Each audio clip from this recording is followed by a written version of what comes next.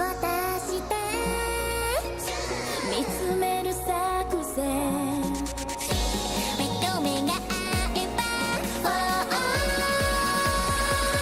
止められない、この恋この愛でメロディー溶けちゃうよ。気づいてまいたりとろけ大好き。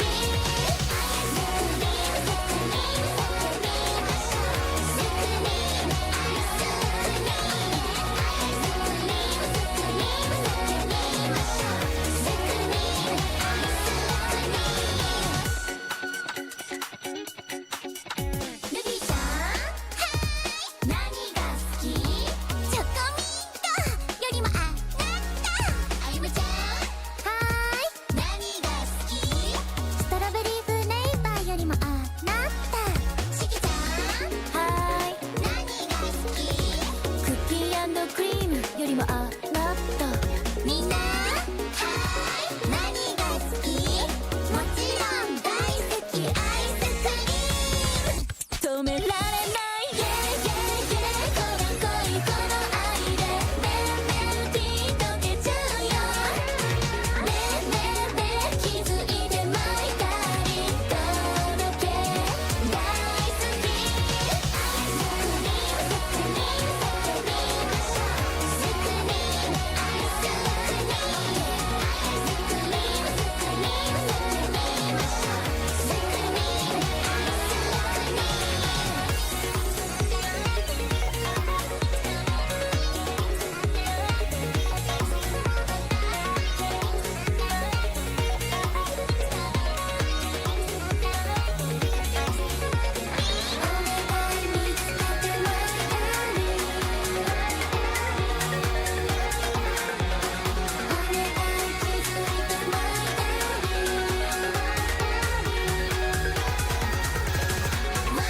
勇気を出して近づく作戦、手と手が触れて止められない、この恋この愛でメロディー溶けちゃうよ。気づいてまいたり、それはあなた。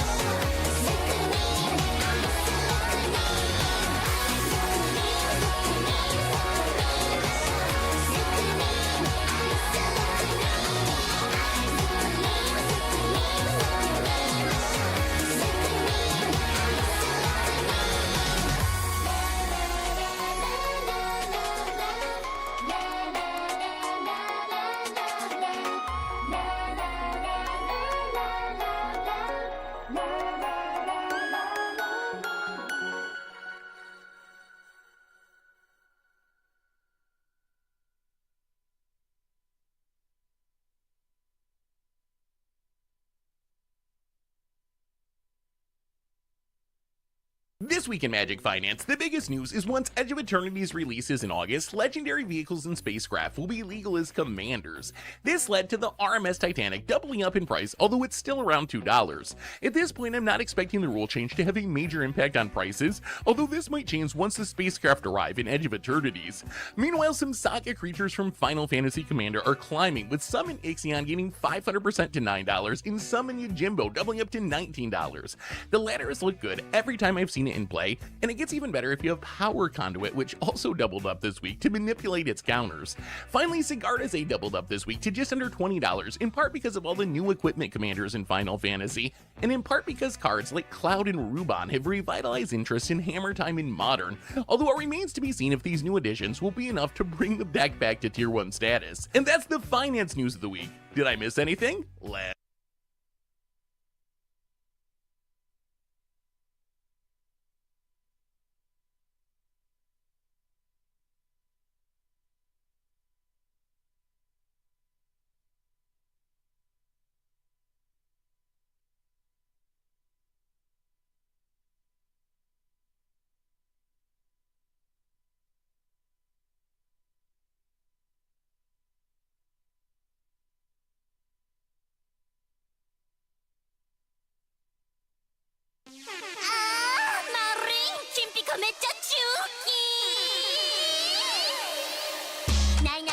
ないないないないない船買えないない背に腹変えられない間に終わったイエンダラポンドユーロマニシュッキシュッキルピアリーラウォンゲンドンマニははい寄ってらっしゃいなったら大げな社長様お宝売りますらレッツゴーオークションナンバー1どころのハータナンバー2オンボロパーカーナンバー3リップに眼帯は使用済み How much? 100万からの1億からのもう一声 How much? 1000からの2000からの300ぶっ飛んで欲しいの欲しいのマニーマニー助けて欲しいのキャリーキャリー脱情ホイマニーはバレバレバレバレバレバレ売り出せやお宝ドバドバドバドバコインゲームチュキコインシャインコインなんてねだらだら欲望かざされメロメロポンの満たされショーキロキラキコインぐるぐる世界が回されてスーパーチャーミングな You are happy so alright いざハマかコングラチュレーションイエンダラポンドユーロマニシュッキシュッキルピアリラウォンゲンドンマニははいドラコマベセタンレアルマルクチュチュタイから米金銀銅マニはお宝売って入金やってお船を買ってハッピーピー出航して嵐にやってバッタンキューナンパ好きで口座見てあんたの口座こりゃくちゃって大発見これをマリンと命名するじゃあIoT 区ナンバー5ブランチのフォークナンバー6よだれスカーフまだ足りないナンバー9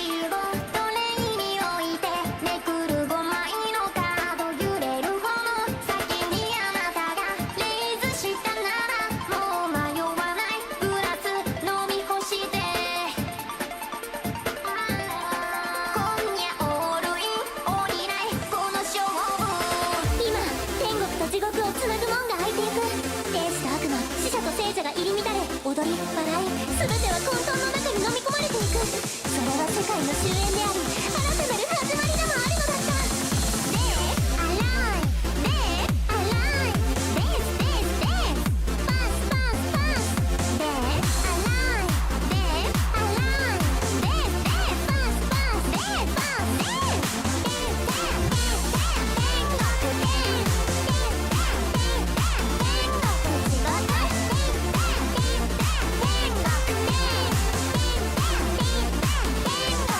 国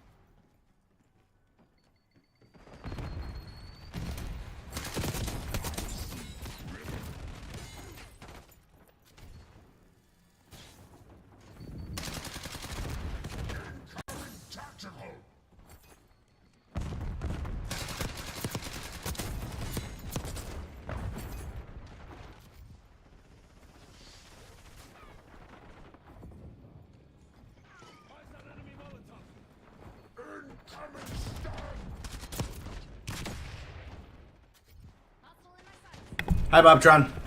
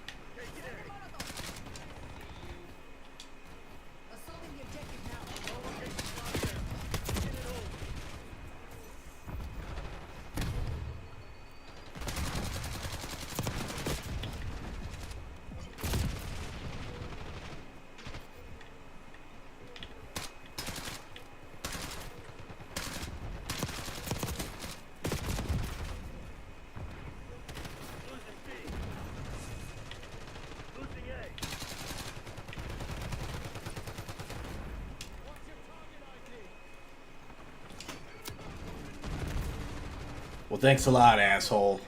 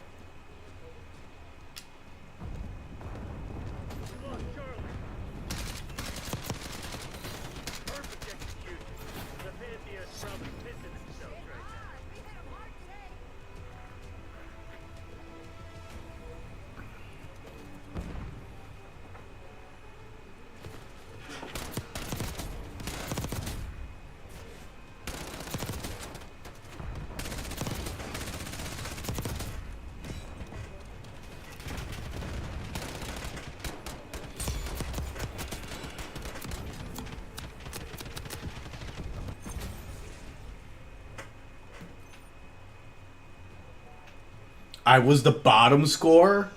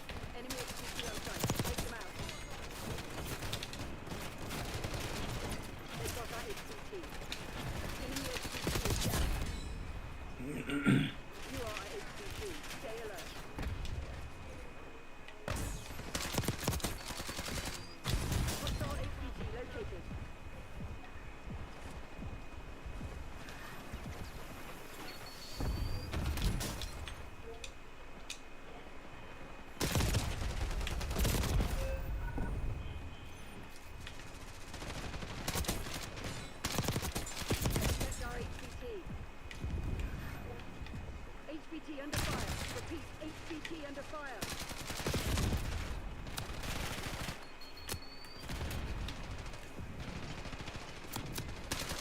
We took out their HVT.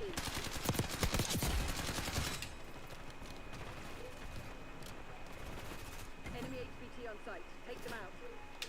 HVT is taking fire. Keep the package safe. Our HVT has been eliminated.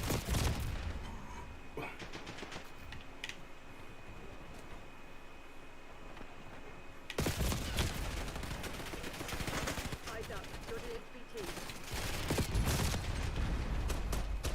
Enemy HVT is down. Where the fuck is my team? Friendly HVT on site. Keep them safe. Hostile HVT located.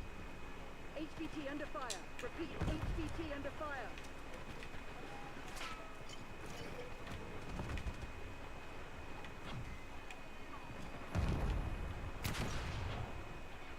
We took out their HVT. They got our HVT. Enemy HVT on site. Take them out.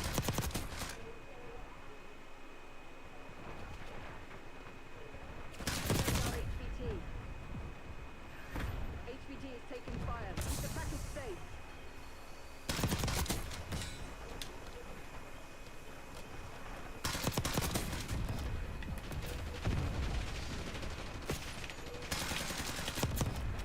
Our HVT has been eliminated.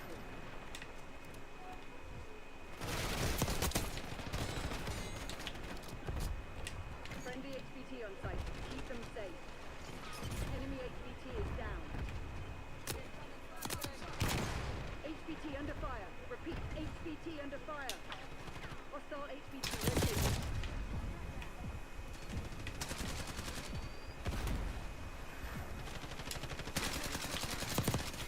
They got our HVT.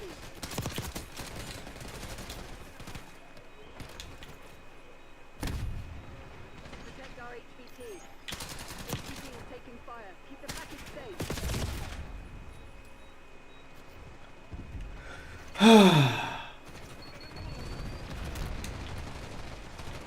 We took out their HVT. Enemy HVT on site. Take them out.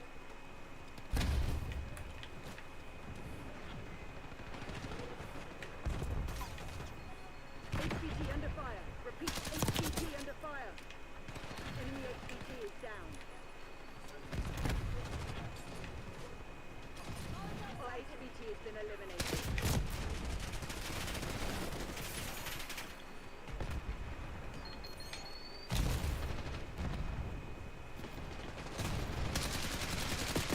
Hostile HVT located. You are our HVT. Stay alert.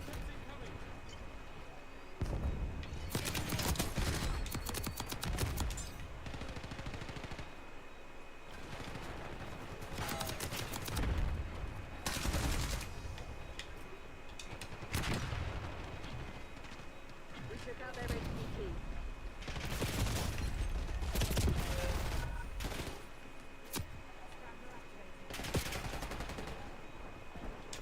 Enemy HVT on site. Take them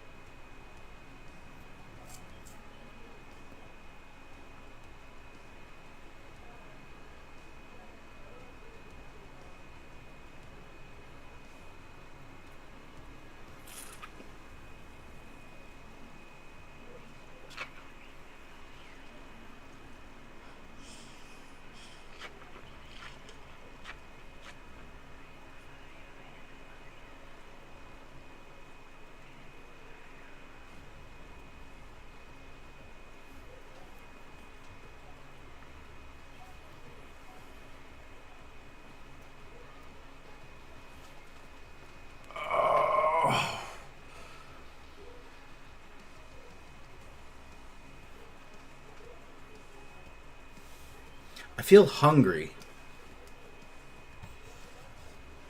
Again.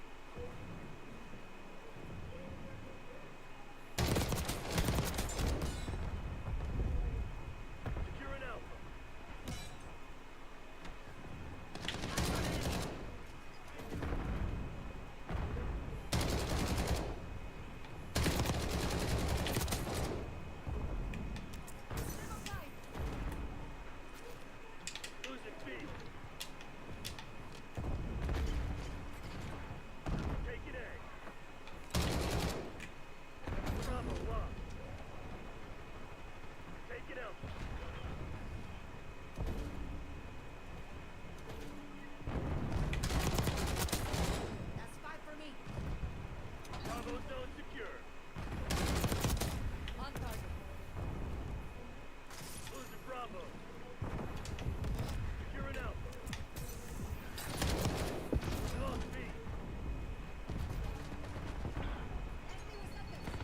Lock down A.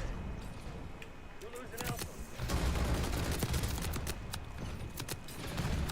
Taking Bravo underway. We lost A. Securing Zone A. Locked down.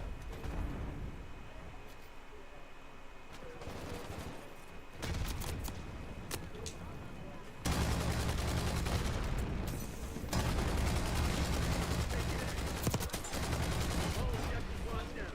Hold those SOPs back. Losing B. Losing A. Losing Alpha.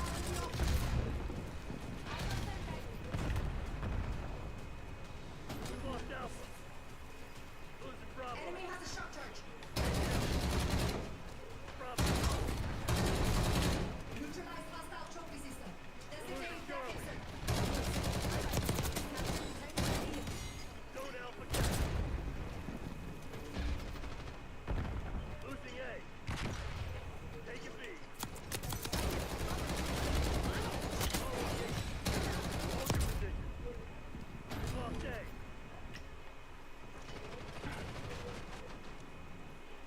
Securing Alpha.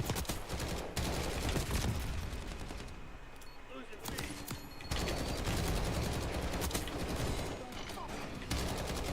All locations locked down. Stay in and hold. Throwing incendiary. Heads up, one of them. Watch your target ID. Losing Alpha. CIA's a bunch of proud bastards. They won't forget this. Told you there was no stopping us.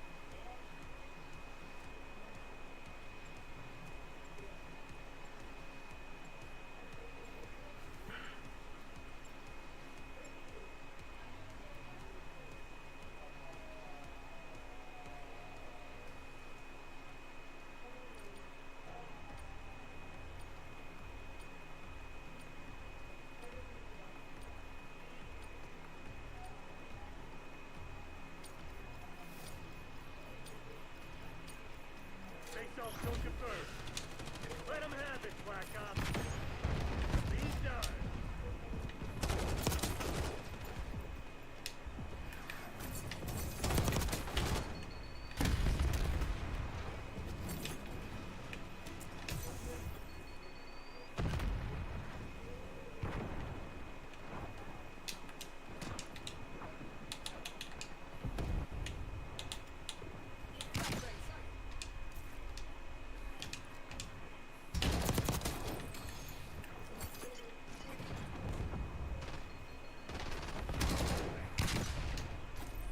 I am now.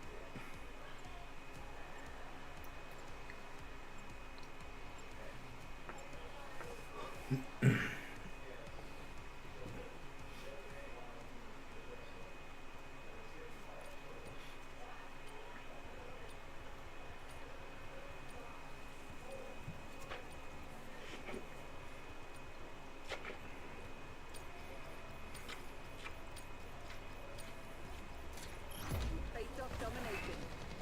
Remind the fugitives that actions have consequences. Securing Charlie.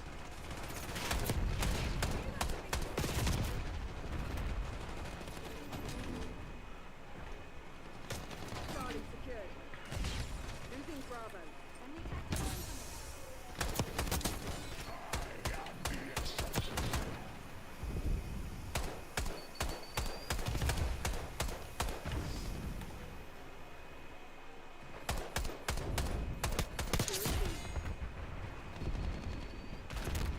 Securing B.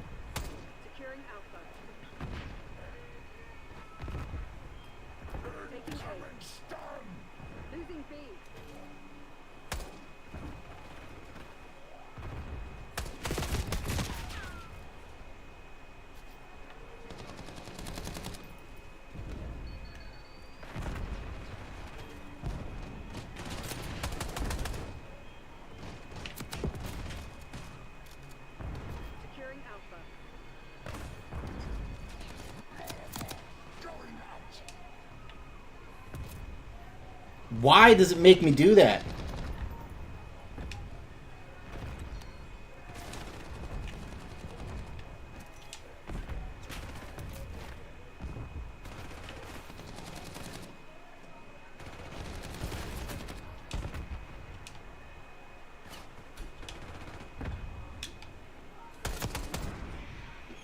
Securing Zone A.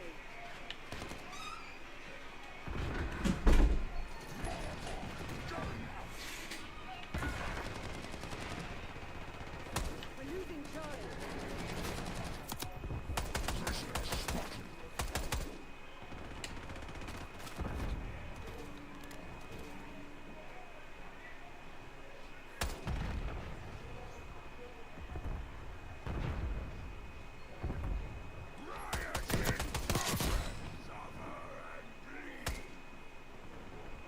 Taking Alpha.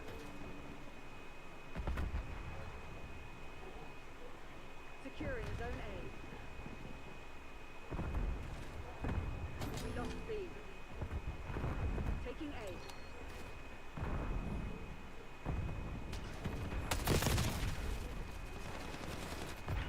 Securing Alpha. Taking Alpha. We took down A.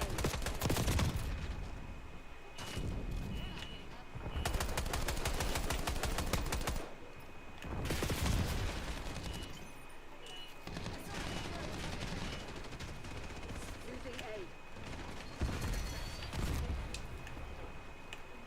We're losing Alpha. Securing B.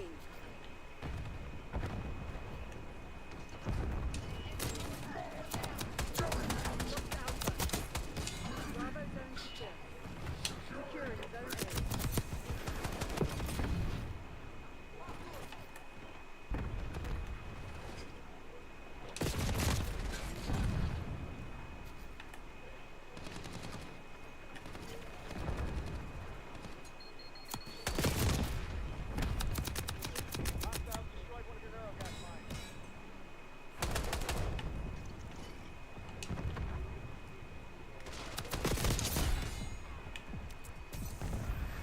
Taking A. Securing Alpha.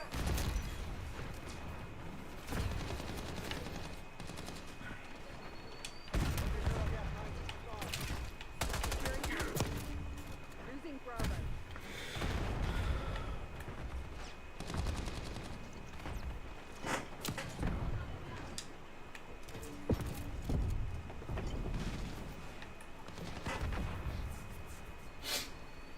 Taking Alpha. Losing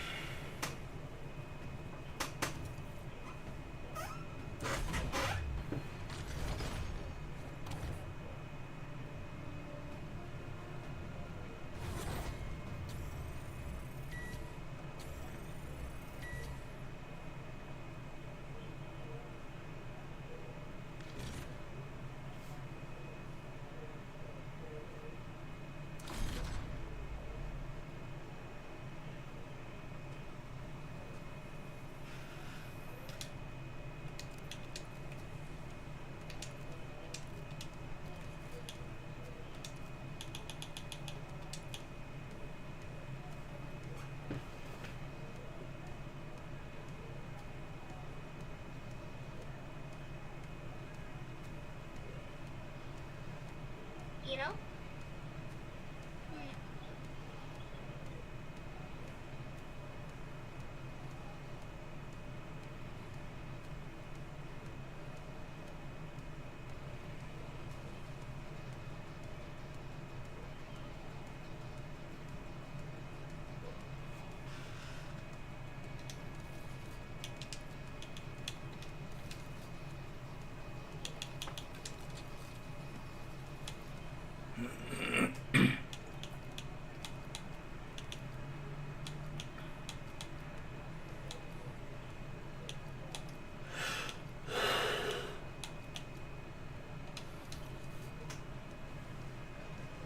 Hi, Bugs.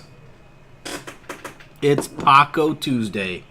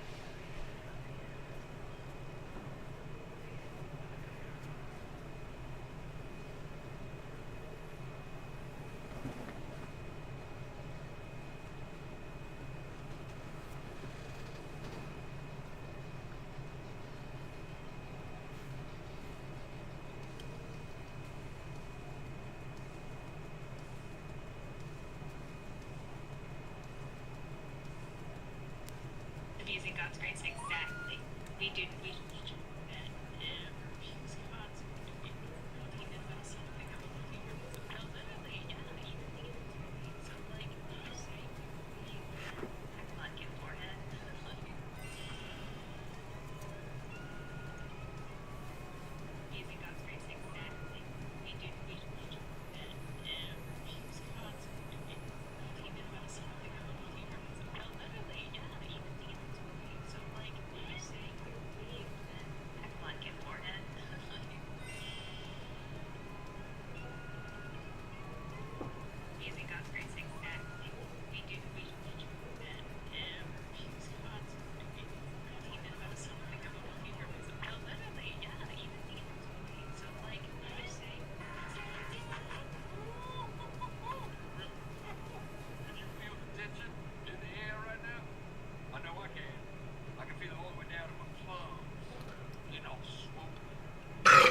Oh. Fresh and juicy, ready for the picking.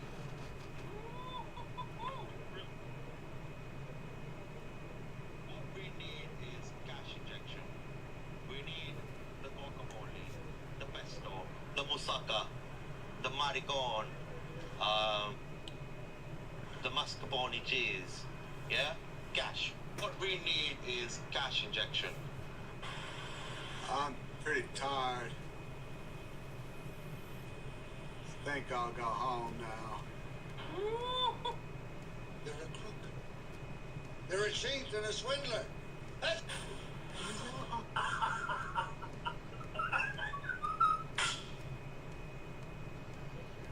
Hey, what's going on?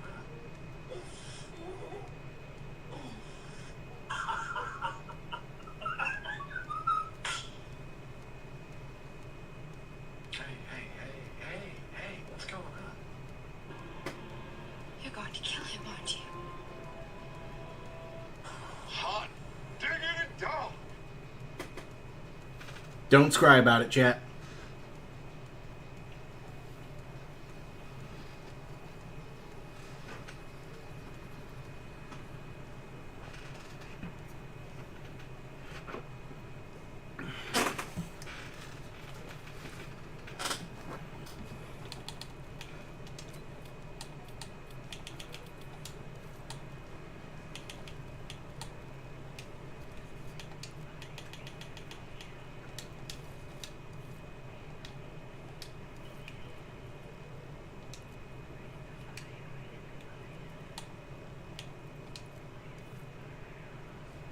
I'm gonna try hardcore. I'm probably gonna get my shit demolished.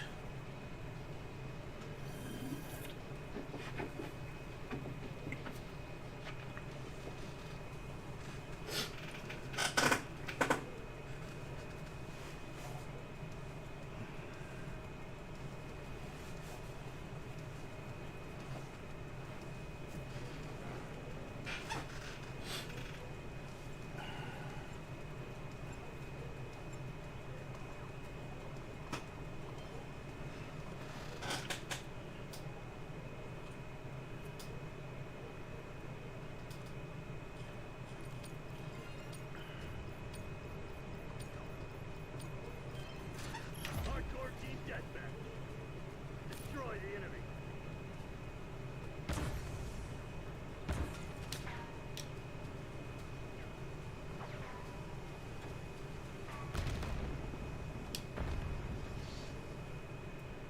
We've taken control.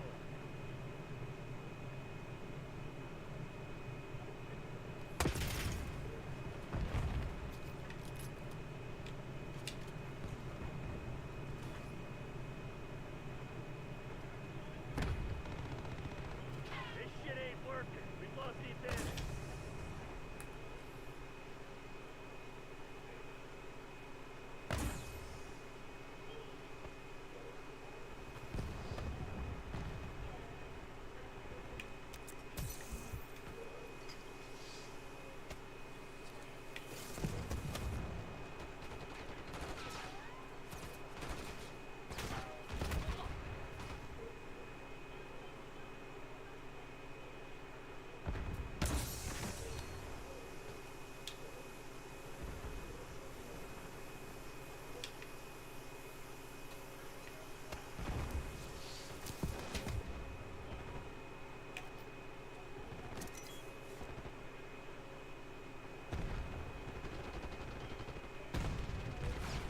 Enemy tactical.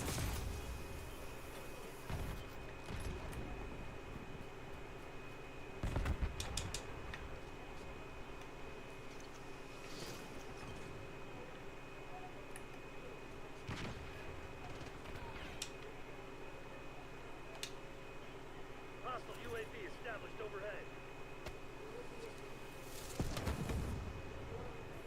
Eyes on enemy thermo. Kill.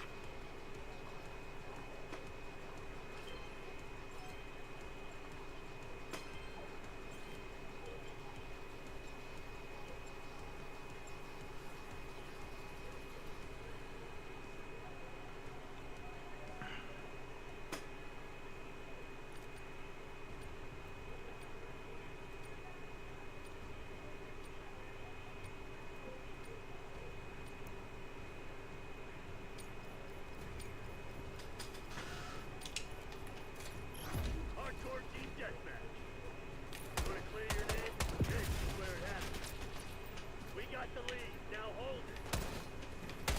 We take control.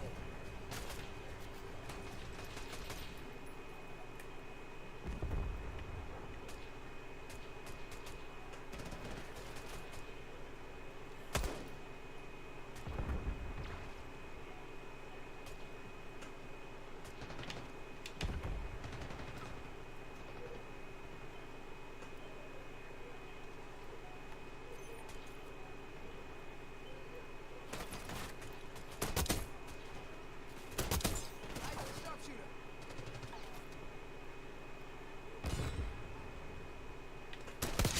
That one's down.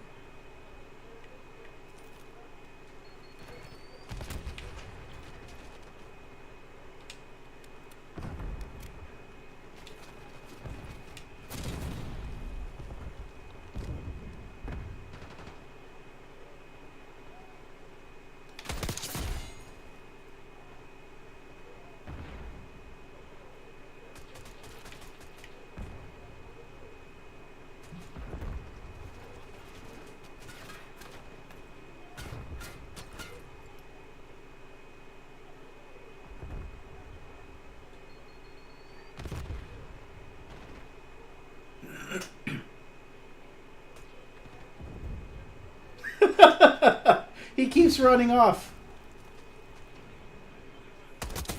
Shit, I hit one of ours.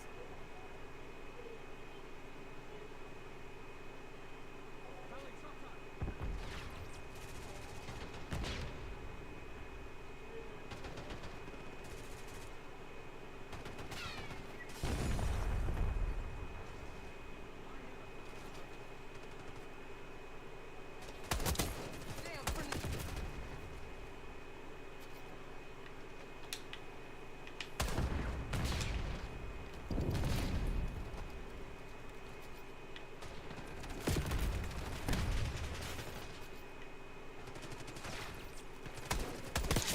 Box me smoked.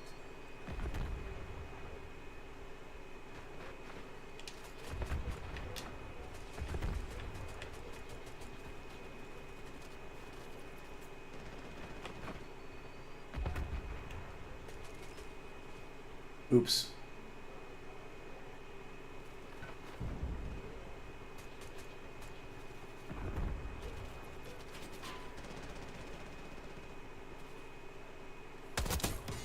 Dead. Hey.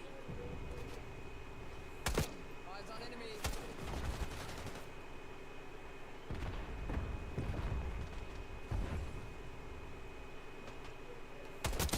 Ice the sharpshooter.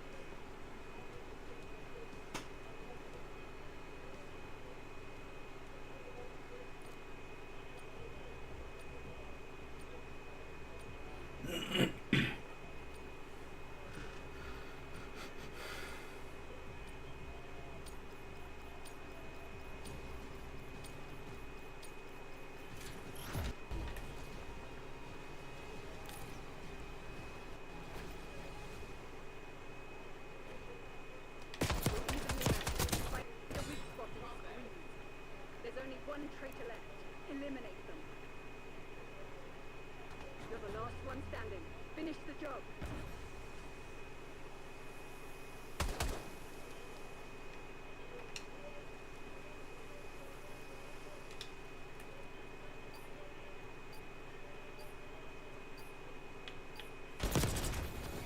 Failure's not in Crimson's lexicon. Better.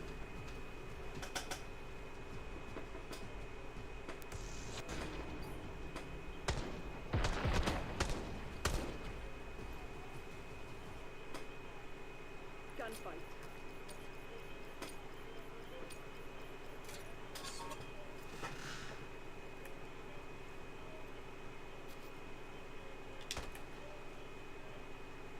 The round's nearly over.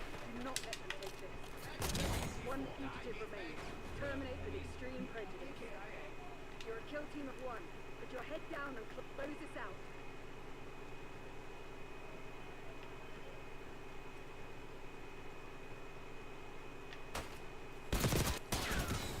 The enemy's on their back foot. Don't let up.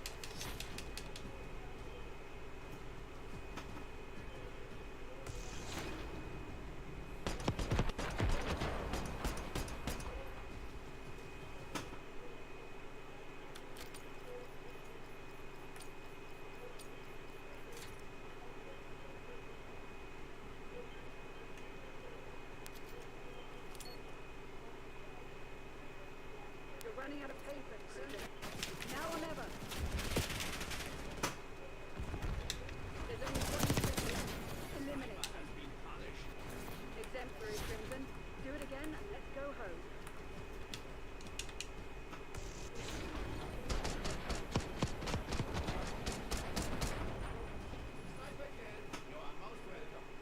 Gunfight.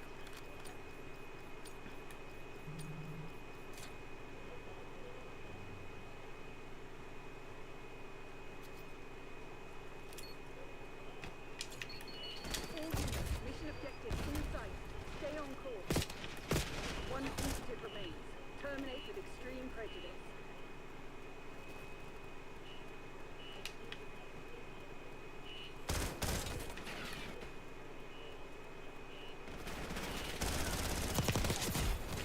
You're on a roll, Crimson. Keep your foot on the accelerator.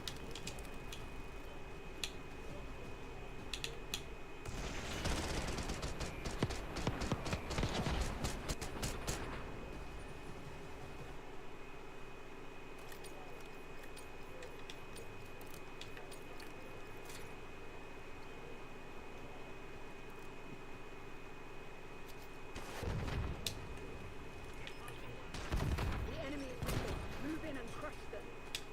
There's only one traitor left. Eliminate them.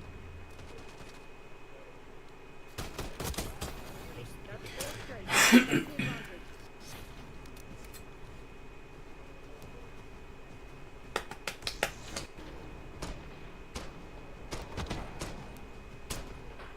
Trust is a luxury you cannot.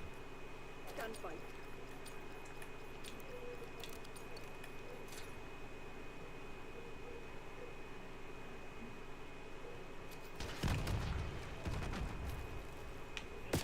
The round is done.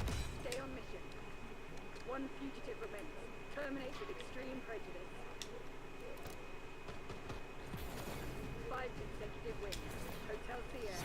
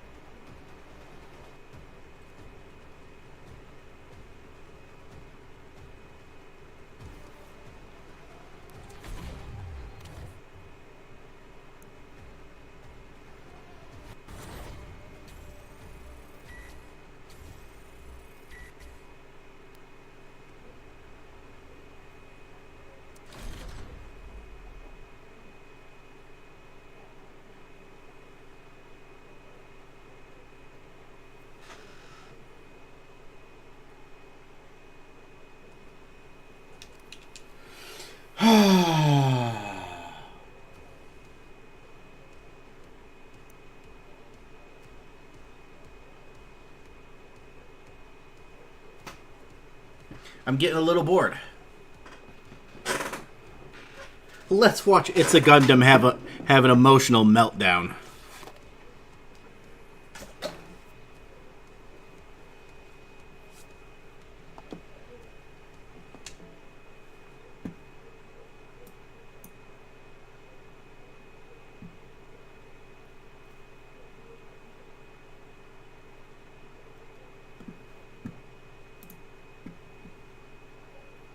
I'm kind of one of Madripoor's most wanted. Tutu. Black Girl Magic!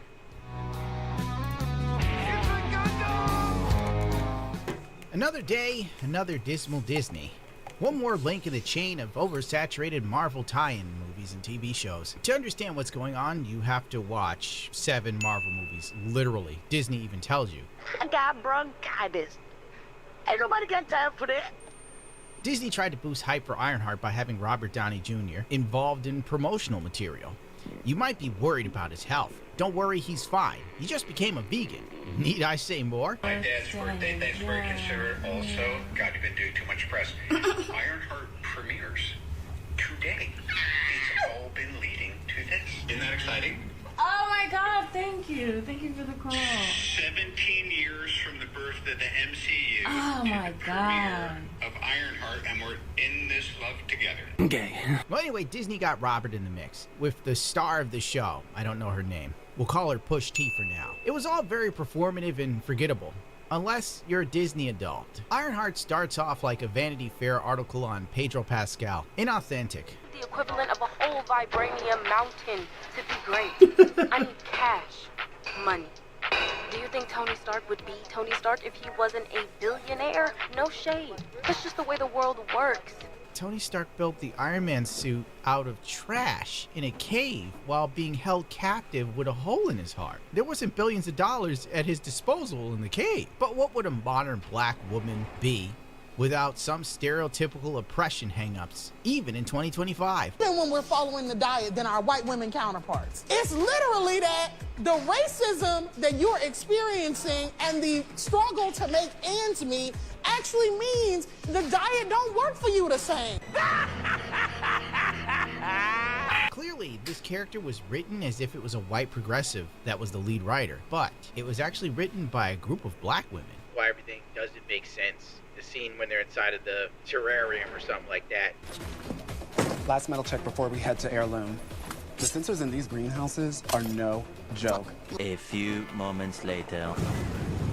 Can you feel it? They all show up wearing metal accents on their clothing. The black girl has jewelry. The gay dude has suspenders and jewelry. I guess you have to suspend disbelief. Don't ask questions. Just consume product and then get excited for next products. Instead of Riri patenting her great inventions and presenting the ideas to companies to make money, she sells them to other students so they can pass for far less money. And then she gets kicked out of school for doing so. Listen, it makes a lot of sense if you don't think about it. I mean, hell, Nvidia would love this girl. Lockheed and Martin would kill for her. Due respect and joy, what do I get out of matriculation? Some job in Palo Alto with a tiny window and a bunch of guys I have to pretend to like? I want to feel something undeniable. I want real life scientific epiphanies. You want me to do homework? I have to explain to my professors. You want me to be small, but I refuse. She is stunning and brave. I'm supposed to believe that Riri is one of the smartest human beings in the MCU, but she talks like a fry cook at Burger King rather than Thomas Stowell. You know nothing about this man. Don't laugh at me. So here's what I'm getting. There is something about black subculture in America today that holds African Americans themselves back. Yes. In fact, I went into this in a previous book on which about black rednecks and white liberals. By the way, she's going to be a big player in the new Avengers movie, the Doomsday one, because Legacy of Kang or whatever has been memory hold. Goodbye. Black Panther director says TV spin-off Ironheart is a great sample of things to come in Avengers Doomsday, even though it was filmed before Marvel made the switch to Doctor Doom. If this show is indicative of what to expect for Doctor Doom, Doomsday, or whatever the hell it is, I suspect they'll have another $200 million flop on their hands. In the comics, Riri stole Iron Man's suit. In the MCU, she made it. But why retcon that if you're just going to make her a thief again anyway? It really doesn't make sense. In the comics, they changed it to she reverse engineered an Iron Man suit. You know, kind of like how China reverse engineers everything and then resells it for cheap. Stop him! After a set of predictable events, including the Queer Breakfast Club having a trans man and woman beat up actual men in incredible ease, by the way, a non-binary drag queen hacker that can't type to save their life. Incredible. It's just incredible. We get the usual Marvel comedy, paying homage to the cult classic film I'm Gonna Get You Sucker, but with none of the humor or the charm. It's just like a member berry for the older people. I'll admit the return home scene for Riri. I'll admit the return home scene for Riri, with a house full of black women and no men in sight, is very accurate, but all the black women just happen to be thin. Yeah, sure, wink wink. I'm deducting hood points for this one. By the second episode, it's clear that the MCU has deteriorated into a better funded version of the CW. I feel like I'm watching what's that show called? Robin Hood? With all the minorities stealing stuff? With an Iron Man suit that has a design fit for an episode of Juco B Fighter. The cast of characters, the dead friend Natalie, who becomes the perfect AI from a brain scan, but doesn't act like an AI at all. Bonnie and Clyde back on the street! Come on, best friend! Go, best friend! Let's go, best friend! I go, best friend! And has panic attacks because that makes total sense. Freeze! Hands up. Natalie, close the helmet. Now's not the time to start glitching. Snap out of it. Right.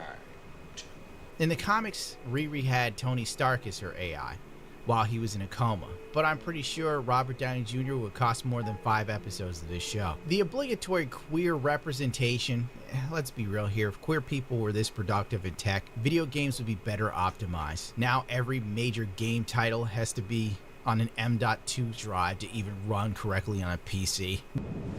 He's out of line, but he's right. The main villain is Hood, who honestly is one of the lamest Marvel villains ever created. This dude is F tier. I forgot that he even existed. The Hood was always one of those background villains that you'd see in a comic panel off in the shadows. Anything I ever read, I mean, he just meant nothing. That's right, I'm a hater. By the way, Hood was a white dude, but whatever. One thing I always found an odd choice is whenever Parker Robbins talked to the crew, he would always say there were a bunch of good-looking people every time he addressed the group. But everybody here is low-key ugly, as the kids would say. And frankly, every time I see Riri, I hear Nostalgia by Push T with Kendrick Lamar.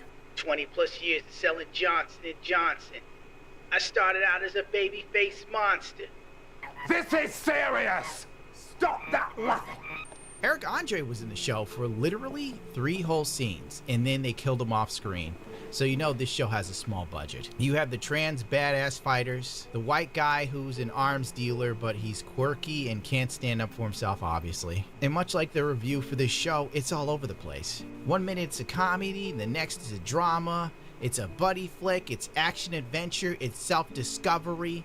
I don't even know what to make of this show. Really, Ironheart is just another in a long line of MCU shows and movies that leave no mark on you. In fact, they make you wonder, why was it even made in the first place? I guess that this is supposed to be a lead-up to the Doctor Doom Avengers big brawl-out movie? I'm not excited at all. If I didn't have people pushing me to watch this crap and then do a review, I would ignore it like many of the new Marvel MCU shows, like Agatha All Along and Daredevil Born Again. Yeah, I said it. The show has its moments, and some of the actors are clearly wasted on this project, while others are just there to tick a box. The Marvel Cinematic Universe is a tired warhorse that needs to be put out to pasture. Instead, we have a few years worth of poorly planned movies like a teen pregnancy. With $1 billion budget, give people time to miss this crap. It's always around, and familiarity breeds contempt. The 3rd episode isn't really worth talking about.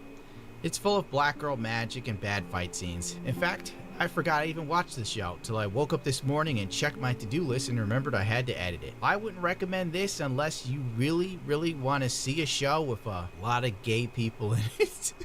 I mean, if that's your thing, this is it. You want an annoying, self-assured black girl, you got it. You want black women replacing Iron Man, you got it. That's your show. If you want a sort of hip-hop Iron Man, this is it. But it's so unrealistic because the neighborhood they live in is so beautiful and clean. I'm sorry. The hood is not beautiful and clean. The roads are so nice. Have you been to the Bronx? You need a damn Jeep to drive those roads.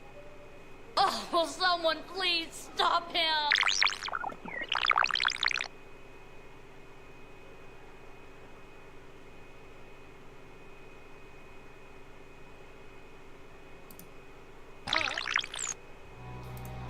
It's a Gundam.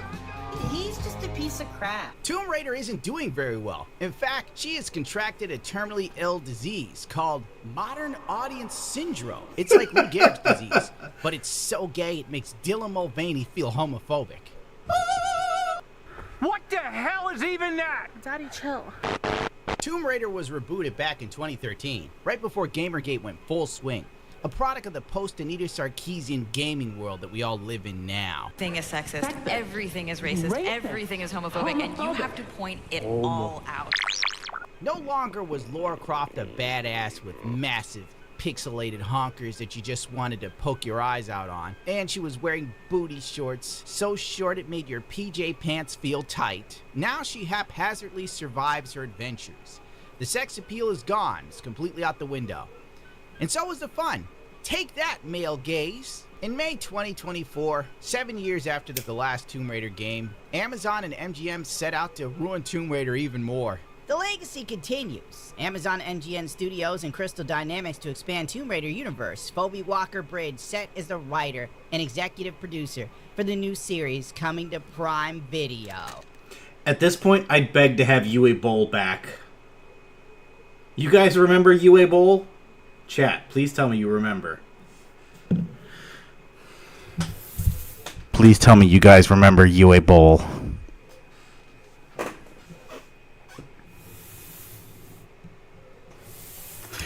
Okay, so Bugs. Uwe Boll was a German investor, a business mogul of sorts, who in Germany was doing I think it was like a $10 million tax rebate if you make a movie in Germany. So Uwe Boll just, went to a bunch of investors and said, hey, let's make video game movies. Let's do Blood Rain. What was it? House of the Dead. He did a lot of... He even did the old Tomb Raider movies. And I think he did the Resident Evil movies as well. But they were abysmal. I mean, look, if you look at all the TV shows that suffered modern audience syndrome, and you look at the fucking absolute dog water bullshit that fucking Uwe Boll posted. Or no, I said post. I was about to say posted online. The shit that he had released, you will be like, wow, at least this guy has some modicum of intelligence about what the fucking thing is. Like the best rated video game movie back in the day, before the Super Mario Brothers movie started, before the new Super Mario Brothers movie actually got things right. The best video game movie was Final Fantasy Spirits Within. And that one was the only one with double digits. Everything else was single digits. The motherfucking Street Fighter movie, the motherfucking Double Dragon. There were some video game movies here and there, and most of them did not do very well because it's kind of hard to turn a video game with no cohesive story into a massive plot line. Like you can't really do it. Oh, that's right. The feminist that put the last nail in the coffin for Indiana Jones is now in charge of Tomb Raider. Anyone with a functioning brain knew this would fail, except everyone involved in the show. Much like the Rings of Power. He's out of line, but he's right. Walker-Bridge confirms her involvement with the series, telling IGN in 2023, "There's so much I can incorporate. I mean, the character of Lara Croft was inspired by Indiana Jones and James Bond. So there's so much. And it just felt like the perfect final step in my own personal adventure through this kind of franchise world." Yes, the final destination of screwing something up. What final steps are there to be real? The last Indiana Jones was so bad it made Crystal's skull look like Citizen Kane. A month later, Tomb Raider Shadows of the Truth was shown to a fan base that was already punch drunk from the Phoebe Walker-Bridge news. Man, when it rains piss, it pours. Tomb Raider series to escape its colonial past. British adventurer Lara Croft to transition from being a raider of tombs to a seeker of truths, as Evil Hat Productions and Crystal Dynamics seek to redefine the Tomb Raider series in order to escape a history wounded by colonialism, according to an excerpt from the official Tomb Raider Shadows of the Truth RPG rulebook. Hang on to your seats, kids. The fun stops now. Raiding as depicted in the original Tomb Raider games as stories involving going to ancient tombs and historical sites of different civilizations and acquiring artifacts, it operates on the assumption of finders keepers. Much like life. That grants raiders with the means and the drive to claim ownership of artifacts regardless of whether they have any historical or cultural claim to the treasure. If I somehow stumbled upon a sunken Spanish ship full of gold doubloons, you better believe I wouldn't give Spain a damn thing. Where's the money? It's down there somewhere. Let me take another look. And now a word from our sponsor. So apparently people still read books without pictures. Couldn't be me. But if you enjoy fantasy stories that go full anime fever dream, I've got something for you. There's this app called Web Novel. Basically a bottomless pit of serialized fiction. Think manga vibes, but in text form. Isekai, Kung Fu CEOs, it's chaos in the best way possible. The one that actually got my attention, the weakest beast tamer, gets all triple S dragons. This dude starts off summoning literal trash monsters, like dying slime tier. Everyone clowns on him, but he has a hidden power. He can evolve any creature into god tier dragon. Now he's pulling triple S ranked beast out of nowhere and flexing on nobles who laughed at him 5 chapters ago. It's got betrayal, glow-ups, monster battles, and enough dragons to crash a Skyrim mod folder. So yeah, if you're into wild web fiction or you just need something unhinged to binge on, hit up my link in the description or the pinned comment. Start reading Weakest Beast Tamer. Gets all triple S dragons today. Just don't blame me when you miss work. Later games released in the franchise have started the work of addressing this by having Lara Croft acknowledge her past mistakes and try to understand and show respect for the cultures and the communities she comes into contact with. She has also worked to reform raider culture and raise awareness of her peers. Oh my god, this is rough. Lara no longer decorates her mantle with mythic artifacts. As a raider, she prioritizes seeking out truth. Much of this game is inspired by her humanity, struggle with heroism, and her tenacity. We believe all 3 aspects are an important component in creating a game that celebrates history and culture while acknowledging and respects the works required to live in a world wounded by colonialism. Why is this so gay? Why are the gayest people in charge of entertainment now? You can't have any fun even in video games. If they ever figure out how to put microchips in your head, I swear to God, you will be barred from having dreams that they deem are inappropriate. If you look at the gender diverse character designs, they are truly the chef's kiss. Finally, I can live out my dream of being a fat, crippled, queer, black woman archer. Whoever designed this character was on woke coke, if you ask me. Ironically, there was a Kids in the Hall bit that perfectly sums this up. That poor woman child is just another victim of the patriarchy. She is? I am? Hate crime. Hate crime. Not only that, it is also a racist construct. This woman represents the same white image of beauty that has oppressed women for centuries. Hate crime. Hate crime. Where are the nude models of color? The people of girth. The handicapable. The elderly. The queer. Well, I'm sorry, it's just naked, fat, black cripples. They're hard to find. Good lord, I just gotta look at the people involved in all of this, and I guess I should have seen it coming. Never-ending self-inserts. This is why the other woman in the team looks like a dude. Oh my god. When your sexuality is your entire personality, there's never any room for creativity. There's only one dude in the mix, and he's a fat Hawaiian. I'm surprised no one in this cast has vitiligo. And of course, there's a woman built like a man to the left of Homo Lulu. All the boys love Honolulu, eh? Honolulu. Tabletop role-playing Tomb Raider Shadows of Truth has been canceled by Evil Hat Productions following creative differences with Crystal Dynamics. The two companies are no longer collaborating. This cancellation made the people so happy they cheered in the comments, so of course it had to be locked. How dare you have any fun or joy? And all I can think is, what in God's green earth did they have planned that was so batshit progressive that Crystal Dynamics actually pulled the ripcord on it? Really think about it. They are still going forward with the feminist directed and produced Tomb Raider TV show from the woman that killed Indiana Jones. The show that within 3 months of being announced already had clear indications that it was a dumpster fire and it might not make it to production. And a year later, depending on which article you read, the live action show is dead. But it's not. But it is, but not really. After millions spent, Amazon's live action Tomb Raider series from Phoebe Walker-Bridge is That probably sounded wrong. It's reportedly dead, and I'm not fixing it. But then here we go here. Tomb Raider series not canceled. Sophie Turner jacked as Lara Croft. That's what I want. I want Lara Croft to look really buff. I hope that she has an oversized, looks like an undersized, because that's what the people want to see. Sophie Turner could be playing a lesbian favorite Lara Croft in a new Phoebe Walker-Bridge series. Jones star Sophie Turner has reportedly lined up for an next big role, blah, blah, blah, blah, blah. There's one thing Sophie Turner's how to do is to survive. Yeah, I'm sure an actor that plays a survivalist is a real one in real life. Supper chef, who cares? F Pink News. Racist, sexist, homophobic. They have to write all this ambiguous garbage before they get to the point where they basically think maybe, possibly, the character could be gay because it would be really inclusive.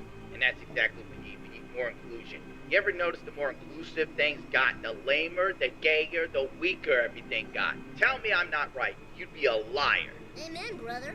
You'd be a liar. Everything sucks. Gaming sucks. Movies suck. Music sucks.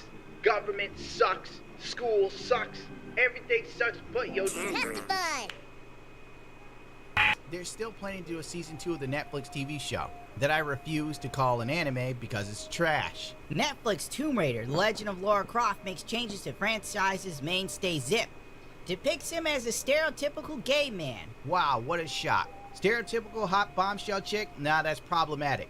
Stereotypical gay dude, super gay? Ah, that's what we need. Prior to his work with the Croft, he is also an established cook and has worked for several of the finest kitchens in Europe. Zip has been confirmed to be known to stalk his ex-girlfriends from time to time. So, Zip went from being your stereotypical sketchy black guy to being your stereotypical over-the-top camp homosexual. Oh well, Tomb Raider is dead as a franchise, and it's in the hands of people that clearly don't know what to do with it. And frankly, I don't care. Let it all burn down. What does it matter? I can go outside and enjoy my life still. They haven't figured out how to screw that up for me yet, but they're trying.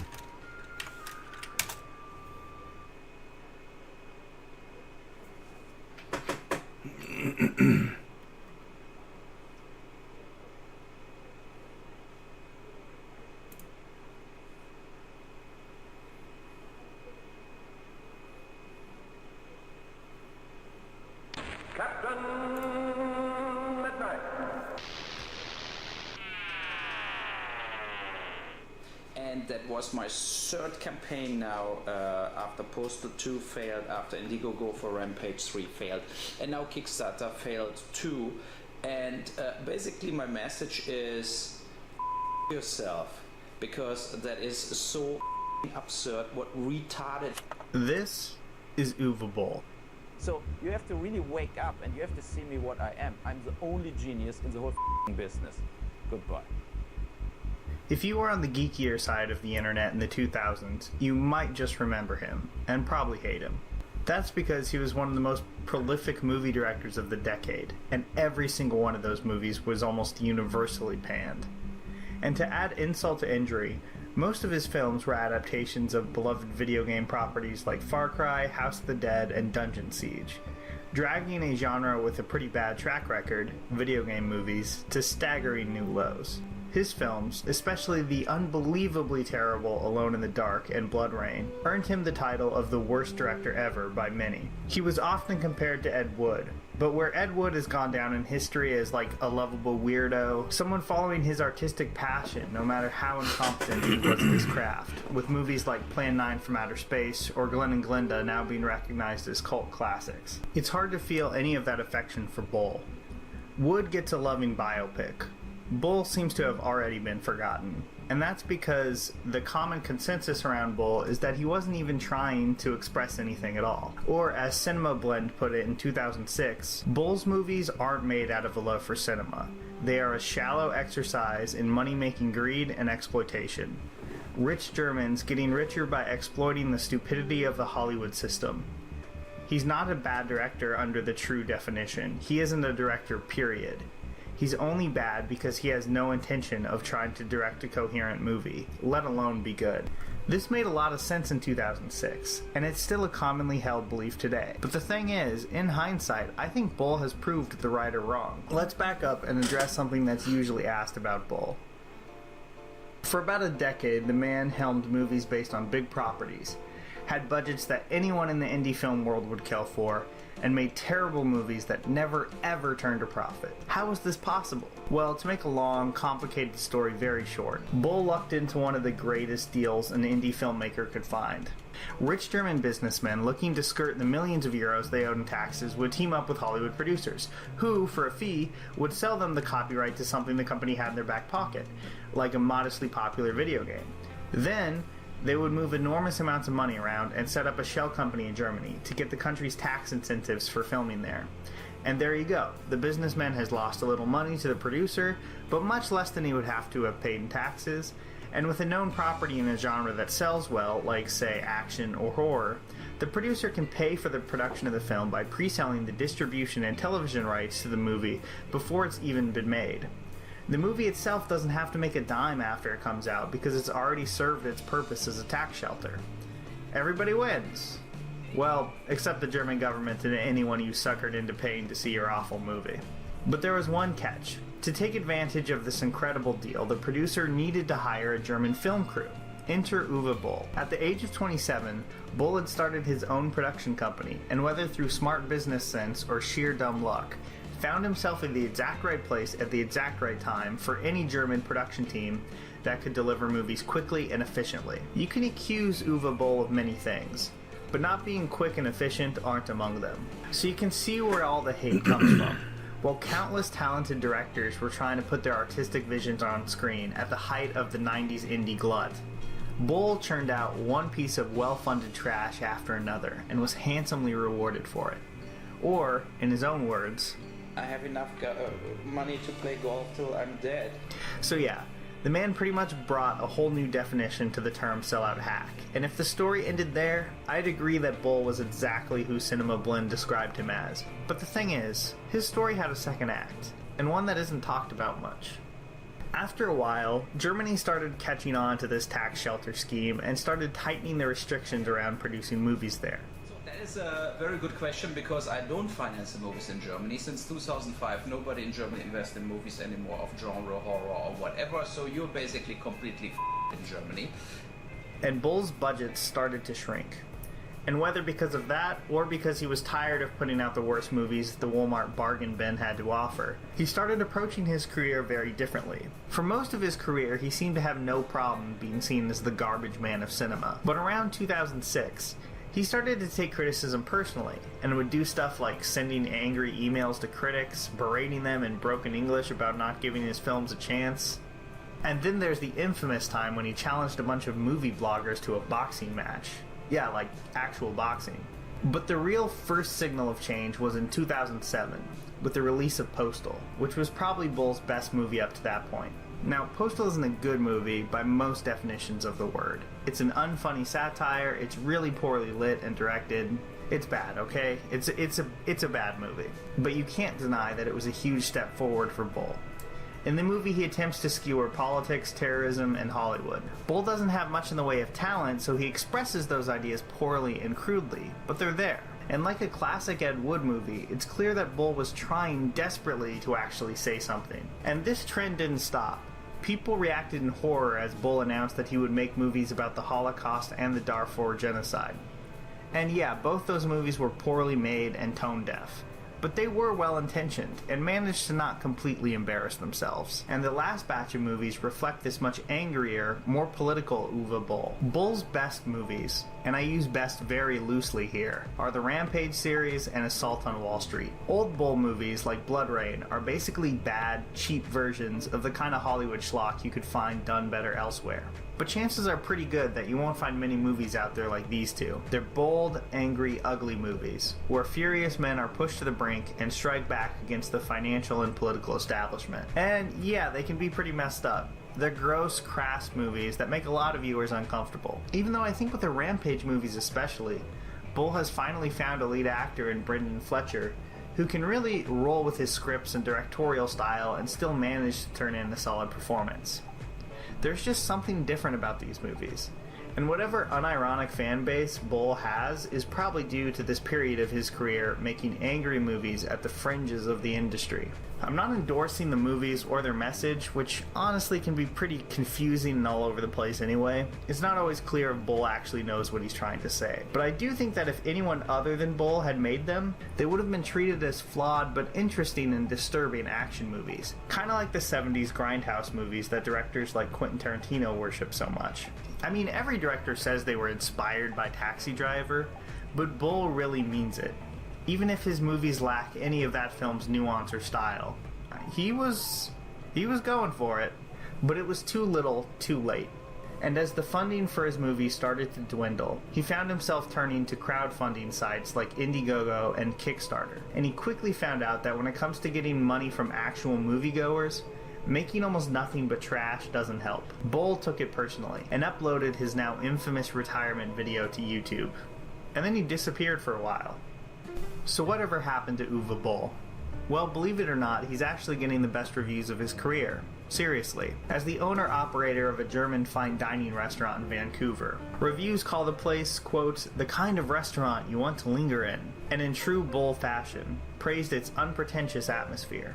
Uwe Boll will never be known as a great filmmaker, or even a good one probably, but I think one thing can't be denied. In his own weird, arrogant, incompetent way, Boll cared about his films, deeply. He may be the world's worst director, I don't know, but he's definitely not the world's least interesting one.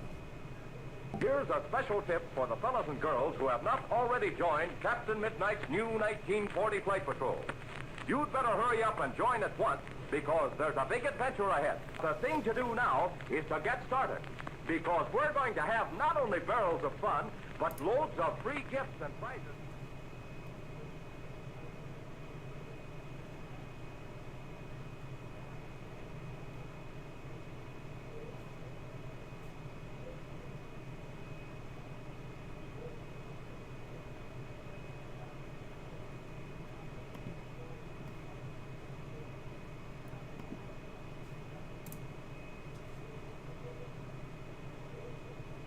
This video is sponsored by Warthon. Creator items to get more minerals, taking you deeper and deeper into the map over time, and this is then explored further by the rarer resources being located further away, needing vehicles to be made to weather that journey, like aluminium requiring a bike or a buggy to access beyond the Great Wall, or atop spires that requires ornithopters. And then along with this ore, items needed to craft these vehicles require players to engage with enemy camps, research bases, and at its endgame, required PvP areas, meaning that to progress, the player needs to interact with the majority of its systems. Well, yeah, there's nothing really revolutionary about this mechanically for the crafting. Largely, it's still just a tried and true formula for the genre, so why do I suddenly care about this game in particular? Well, the operative word there is care. The world Frank Herbert created lends itself fantastically to being interpreted into game mechanics. The desert planet of Arrakis translates perfectly into a survival game due to its inhospitable nature. The immense scarcity and value of spice in the arms race for its harvesting translates beautifully into a player-driven extraction shooter, which this game's entire endgame is centered around. Its hierarchy of classes, the Bene Gesserit's use of the voice, Mentat's study of logic and precision, Holtzman's shields that cannot be penetrated by fast-moving projectiles such as bullets, gives a perfect excuse to engage with melee combat or craft more powerful weapons to circumvent this. These have all been translated into selectable classes to hold true to their narrative origins and explored via gameplay. And because all of its mechanics are so intrinsically connected to its narrative, Dune Awakening makes it a lot easier to care about the narrative being presented. And because I care about the world, I then care about surviving in it, which is crucial when it's the primary mechanic being explored here. It's not just fending off some zombie-adjacent goons while I chop down some trees, it's a communal fight for survival. And the biggest thing that drives that is water. Water, as you could expect on a planet made up of your mum's belly button dust, is extremely scarce, which makes it incredibly valuable. Going back to good old Frankie's brain, he thought up ingenious ways the culture of this desert planet would gather water from dew harvesters to suckle the moisture out of the nighttime air, or these suits designed to repurpose bodily fluids. Oh yeah, that's a Fremen Death Still. It's designed to rapidly siphon moisture from corpses, which I had to collect myself. Yeah, I'd think about getting down too. Drinking one's own secretions and defiling enemies seems extreme, but in reality is justified because of how offended this planet is at your very existence. But before we get into the nail biting, how about some air fighting with today's sponsor? This video is sponsored by War Thunder, the vehicle decorator. You gotta watch out for the very concept of cosmic ray. Alright lad, watch out. He's a bastard. If you're not mindful to stay in the shadows while he's out, he can dehydrate you to the point of death if you don't use your precious water resource, which, can I remind you, is used to craft nearly everything. And yes, the still suits can help with this, but sipping your own mellow yellow ain't gonna do anything when going for an evening stroll personally angers a sand-huffing freight train. Now, I don't think I need to explain the worms. They're probably the most famous part of Dune's world, but the basics are that these omnipresent threats are drawn to anything that produces rhythm. The hum of your shields, the ticking of your engines, or even your steps on the dunes themselves. If they catch you, they kill you instantly and permanently delete anything you had on your person. Because of this, their threat is enormous early on in the game. It dips a little bit in the mid game and then skyrockets again in the end game, but we'll touch on that later. Firstly, early on, making it across these large expanses of dunes between safe rocky outcrops on foot is incredibly dangerous if not planned out correctly. A lot of my friends have met their demise by underestimating these cylindrical bastards. But as you progress into the mid-game, vehicles you obtain allow you to outrun their aggression, and yes, aspects like drum sand and quicksand have been put in place to create new threats for your vehicles, but this is quickly circumvented through your gathered knowledge and completely avoided when you obtain an ornithopter.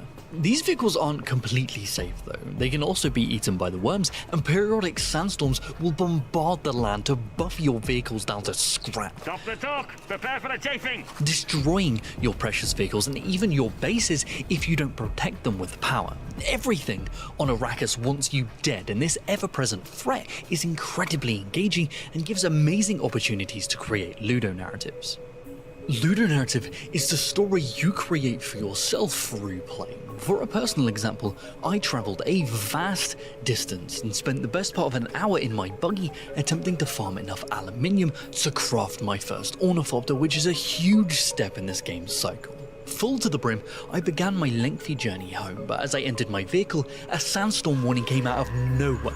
A single minute left before disaster struck and a 10-minute journey ahead of me. I had zero building resources on me and frantically looked for alternate shelter and could find none, so I just crammed my buggy against the cliff edge opposite the flow of the storm itself in a vain bid that that would protect me, and luckily it did. But the thought of my 20-odd hours of gameplay to simply farm the materials for my buggy, let alone all the resources that were inside it, being buffeted into oblivion, I honestly don't think I've ever felt my chocolate starfish tighten so much in my many years of doing this. And this entire experience turned me into a bit of an old man. For context, I set up the base for me and my friends and grinded by myself to get the first ornithopter so they could have an easier time getting what they needed in the future. And it became this joke that anytime someone else would make an orni, I'd say, yeah, well, imagine farming all of that but on foot. There's some real back in my day type shit. But on some self-reflection, this feeling is a weird sense of loss I felt for my friends, because building your first ornithopter might be the most incredible form of juxtaposition gratification I have ever experienced. I mean, I've made entire episodes on this technique. It's where developers will first make you feel weak for a prolonged period to allow power to have meaning. Going back to previous areas to dominate enemies that first gave you trouble is a basic example of this, but the ornithopters take this to a whole new level. You start by farming basic materials, struggling to cross simple gaps into this slow power creep in damage, but also in your ability to farm and traverse. This journey takes you across vast oceans of sand, on top of mountains, into deep trenches as you struggle to survive, and after around 20 to 30 hours of play, you finally manufacture and piece together the parts to claim the skies. I honestly have never felt something so liberating in a game, and this opens up a whole new aspect of the game, which is the deep desert, and this is where my worries begin. Now I need to explain that through the natural progression of gaining increasingly complex resources, the pinnacle of this tree can currently only be found inside the deep desert, which is a large expanse separate from the core world map of Hagar Basin that is only accessible via Ornithopter. The materials needed to forge Plastidium are only located here, as well as it being the most efficient place to obtain large quantities of spice, the most valuable resource in the game, which is used in all endgame crafting that requires players to go on foot or helicarry large vulnerable sandcrawlers into this vast desert, making them easy pickings for sandworms, but also other players. Because the unique thing about the deepest parts of the deep desert where these materials and spice are most prevalent is that PvP is permanently turned on, effectively turning its endgame into an extraction shooter where guilds of players duke it out on the dunes for land claim and resources, using guerrilla tactics to get the upper hand, which is exactly in line with Frank Herbert's writings. But just bear in mind that if you're mindlessly farming resources here and someone pops out of the sand and shoots your Ornithopter down, that thing is gone forever, meaning you'll have to farm up all of those resources up again to have another chance to enter this arms race for spice. You got anything to say about that, Ludo? Well, you know, you do the ad-libs, you add spice to the conversation. I say something kind of beige, you sprinkle in some cayenne pepper, and I'm like, fucking woof, mate. No? Well, exactly, because it's genius, but this entire endgame could all come crashing down if they don't manage to sort out some of its complexities and instability. Firstly, my issues lie with how you access the deep desert. Because of the scale of this game, to get there you have to fly to the edge of the core playable map to enter a world map, which will allow you to traverse to a variety of locations like faction bases and the endgame deep desert. But to enter this world map, there seems to be a specific capacity of players they can allow into it at any one time, because there is a queue time to get in. Now, this isn't much of a problem until you realise that I've sat in multiple hour queues in an attempt to get into this world map for the first time, and bear in mind that to enter it you need an Ornithopter, so that while you're waiting in this queue, the durability of your Thopter is depleting along with its fuel. And this is only going to get worse as time goes on. At the time of recording, only 30% of players have even crafted an Ornithopter, let alone attempted to access the endgame, so as more players progress deeper into the game, these queue times are just going to get worse. And that ain't the half of it. A friend of mine who ventured into the deep desert before me because he somehow managed to log in at the magic hour was soft locked into an infinite loading screen and was told by support that his character was effectively lost forever and he needed to make a new one. 60 plus hours of questing, story and farming down the drain. This was so rampant that the server providers themselves were warning players not to access the endgame whatsoever. So not only is there a PvP risk entering the deep desert, there is also a coin flip chance that your entire existence might never come back. This, in combination with the increasing presence of cheaters in this zone, sniping you from areas your draw distances can't even fathom, to entire armies of players bullying smaller groups out of the endgame resources, is increasingly making this area make or break for most players, which is such a shame because I genuinely think there is a fantastic multiplayer survival RPG here with some really intriguing story that morphs into an intense PvPvE extraction shooter that is incredibly faithful to its source material that a huge portion of its player base might miss out on for fear of what they might lose going into the endgame. This is honestly wild because I think this might be my game of the year if they fix all of these small issues. Oh, well, oh, this is embarrassing. Well, the same day of finishing this episode, the devs dropped a hotfix, fixing the queue times, character leading bugs, and balancing out the PvP aspects of its endgame to be more accessible to new players. Well, fuck me sideways and call me Lisan Al-Gaib. I'm not going to scrap this video. Let's just say it's a positive documentation of the rocky beginnings of Dune Awakening and the honestly hasty response from its clearly dedicated developers. I think this could blossom into an incredible new standard for the genre and continue to grow with future DLCs, but that's only going to happen if people support it. So let's hope these fixes will convince more people to do so. A big shout out to War Thunder again for sponsoring today's episode. Get off your bike, mate, and get in your biplane by checking out War Thunder today, free now on PC, PlayStation, Xbox and on mobile, and use my links in the pinned comment or video description below to register. Those of you who are new or haven't played for 6 months will also receive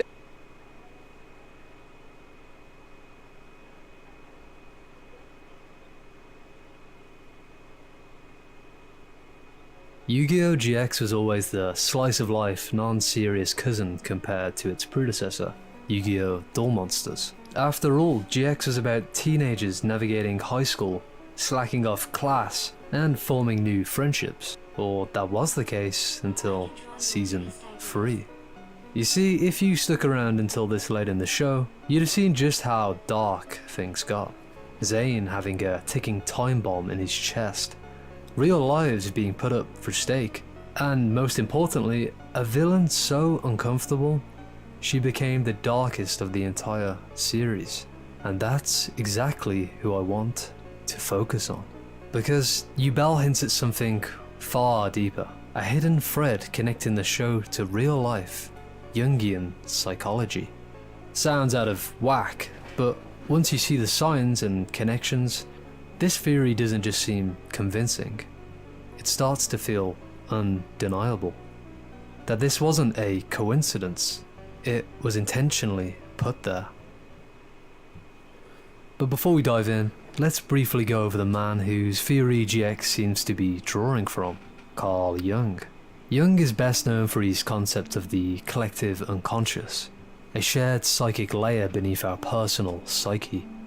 This collective unconscious holds archetypes, universal symbols, themes and figures that appear across cultures and stories.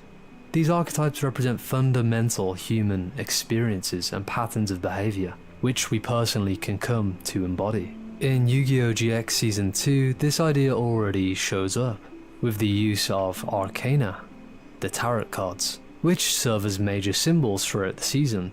Tarot cards are classic representations of archetypes, and Jung himself often referenced them in his work. A tarot card deck contains 22 major arcana, each representing key archetypes.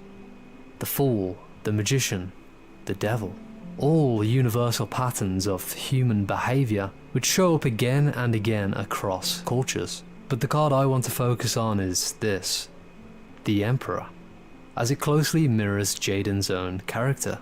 You see, Jaden shows all the core traits of the Emperor archetype. He embodies youthful leadership.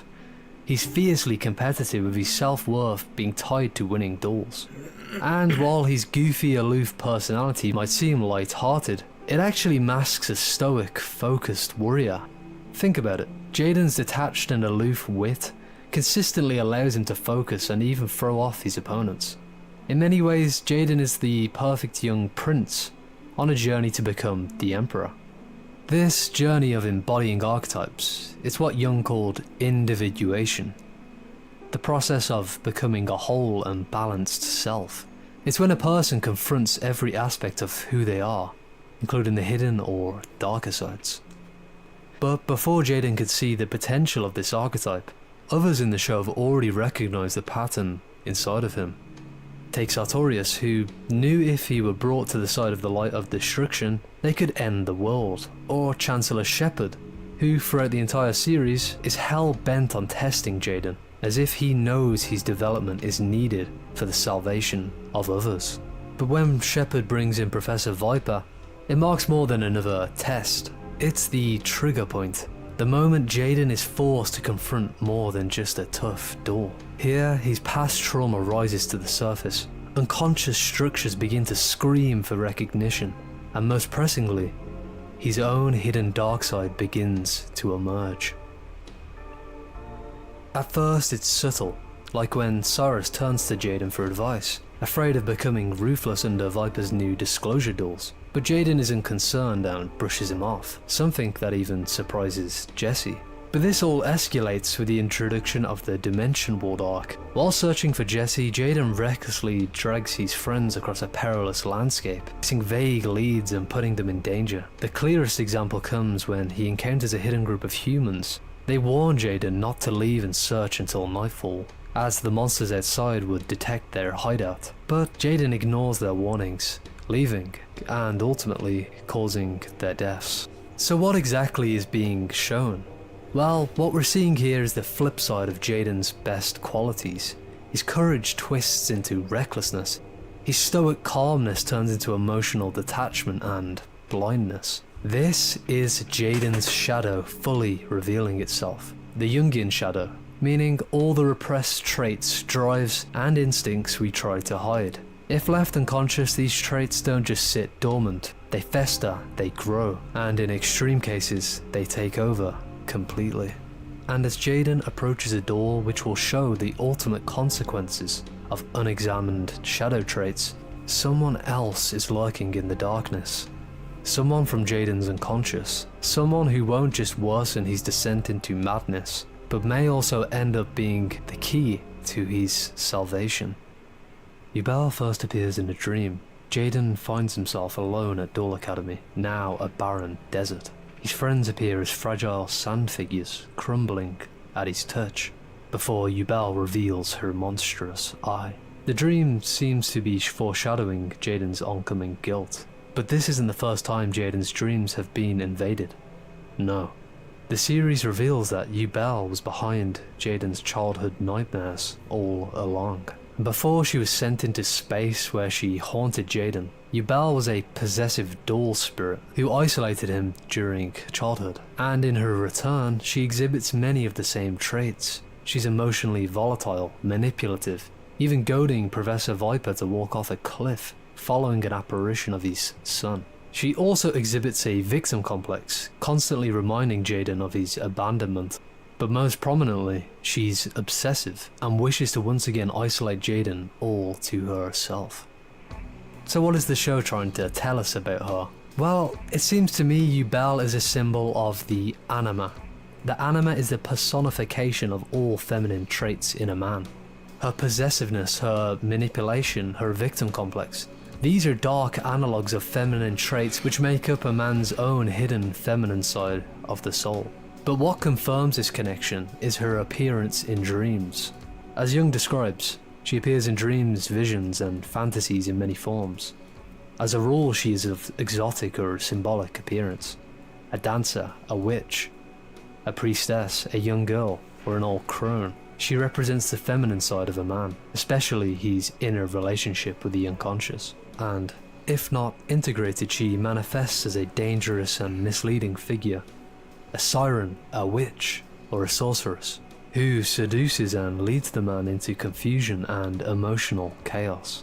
Does Yubel's monstrous yet seductive quality not speak directly to this idea? Even her being shot into space feels symbolic, as if Jaden's banished his anima deep into the unconscious, where it waits, unheard but still alive. It's only in season 3, as Jaden inches closer to forming a unified identity, that she resurfaces, demanding to be recognized. And this isn't necessarily a bad thing. Yes, the anima may appear as a monstrous banshee when viewed from a primitive or unconscious standpoint, but she also holds within her the positive analogues of her nature. Obsessiveness can transform into nurturing love. Emotional volatility becomes deep empathy and emotional intelligence. A victim complex, when integrated, turns into sensitivity to pain, a capacity for compassion, forgiveness, and healing. Even Yubel's design speaks to what Jaden ultimately needs. She resembles a Baphomet-like figure, combining masculine and feminine traits, both bestial and human, angelic and demonic. This visually foreshadows the balance of Jaden's unconscious, that is, when she's allowed to be integrated. For a strongly masculine figure like Jaden, these traits are essential. They soften the hardness, balance the extremes, and offer a pathway from total ego domination or shadow possession. But before that integration can happen, Jaden must first face a trial. a kind of baptism of fire, one that forces him to confront the darkest parts of himself, and prepare him for his fate. Jaden is looking for Jesse when he comes across a fortress. Here he discovers the rest of his friends have been captured, and that he must engage in a life or death duel to free them. Except, every time he attacks, one of his friends loses their life. This of course means all his friends perish, but to make things worse, it's revealed Jesse was already dead. Jaden's reckless actions caused the ultimate loss, and a deep sense of guilt. But that guilt forced a change. The weight of it was too heavy.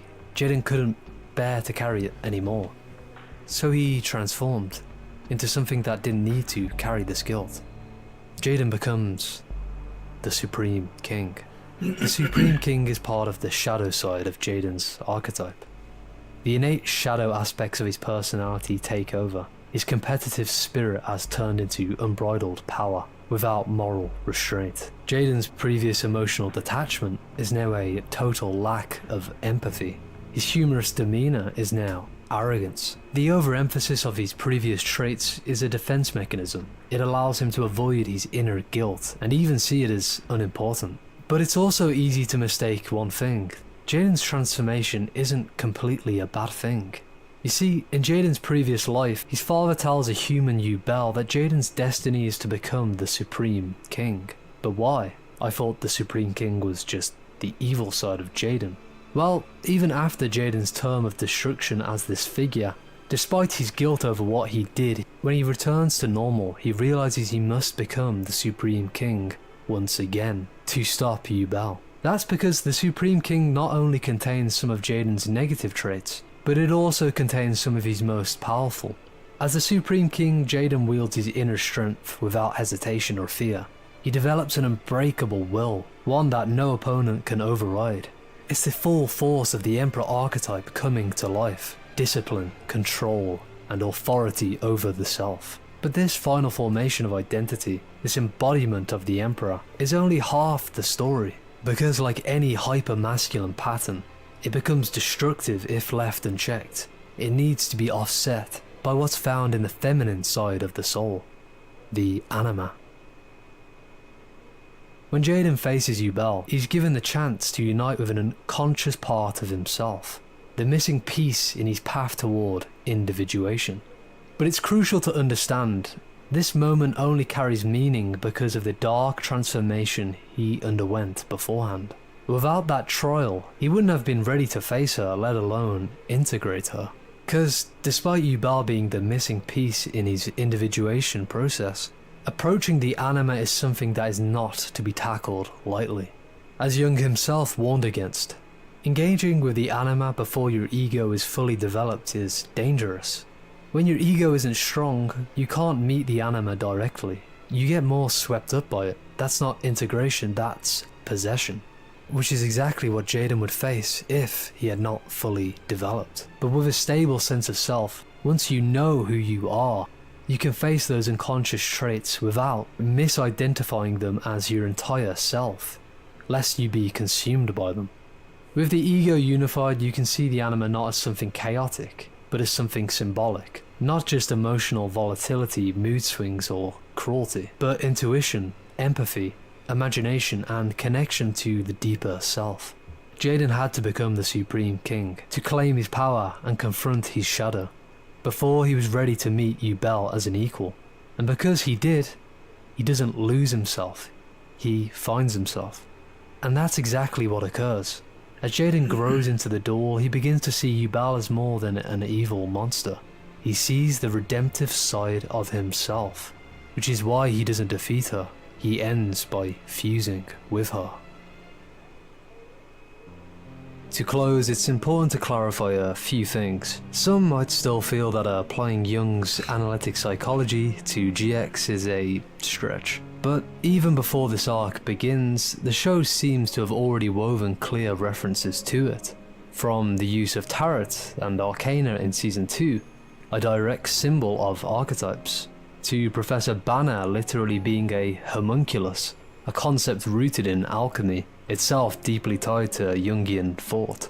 More importantly, the pieces fit together almost too well. Yubel looks and behaves exactly like an out-of-control anima. A seductive, chaotic figure who invades dreams, distorts the hidden feminine within a man. And Jaden's literal fusion with her, after embodying the Supreme King, a title that sounds eerily like a card from a tarot deck, only deepens this parallel. But none of this is to say the show is reduced to psychodrama. It's not. These characters are not merely representations of Jung's psychological model, though they definitely seem to be intertwined. Thanks for watching. Oh, and if you want me to break down Pre-order bonuses. These days, it's just a publisher's way of trying to wangle more of your cash out of you. I mean, it's a digital game. It's not going to sell out. The way they try to hoodwink your money away is to dangle a useless pre-order bonus like a character skin in front of you, like some sort of multicoloured carrot. We had pre-order bonuses back in the 90s. However, they weren't even near the level of scum we have today. Back then, not only were you securing an actual physical product that could sell out, but you would get something of worth, like a player's guidebook, a gold cartridge, or a 20-minute phone card. Thanks, Capcom. So, in this episode, we take a look at these supplemental shams, these additional extortions, and these derivative deceptions. As I say. But, hello you. I'm Guru Larry, and I welcome you to Fact Hunt. 5 pre-order gaming scams. 2. Electric Boogaloo.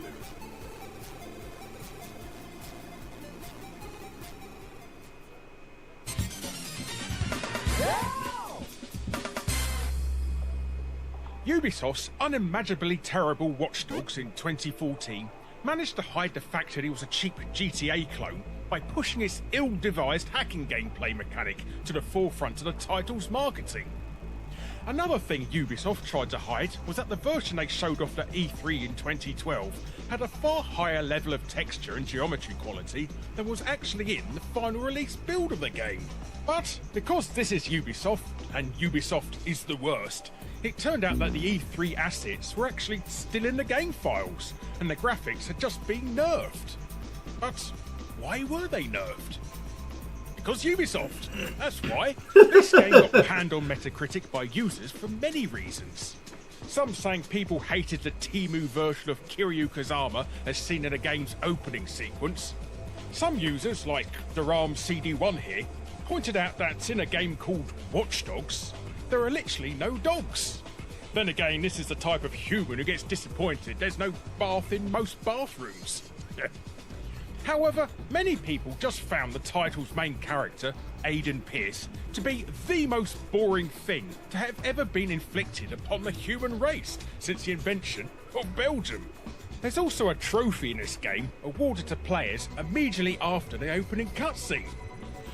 5.4% of all players were so bored of this game they couldn't even make it through that. So Ubisoft, bless them, thought they would spice up the game by scientifically creating the most aggravating pre-order bundle collection humanly possible. I mean, I know a lot of people thought Space Marine 2 was a bit heavy-handed with its 4 different versions at launch. Well, Watch Dogs had 9. That's right, 9. 9 different pre-order bundles. Just what the bloody hell were they thinking? Look at this graph! Just looking at the graph that details what crap comes with each version is enough to give you the most boring headache you've ever had.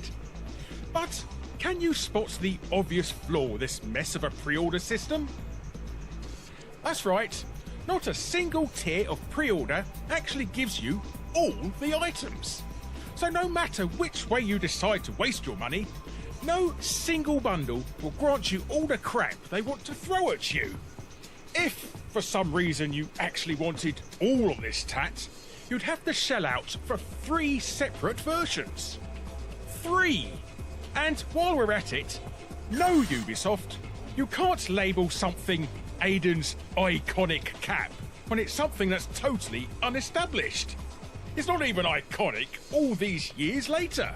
And do you know why that is? It's because it's a generic, almost plain black baseball cap. Bloody Ubisoft.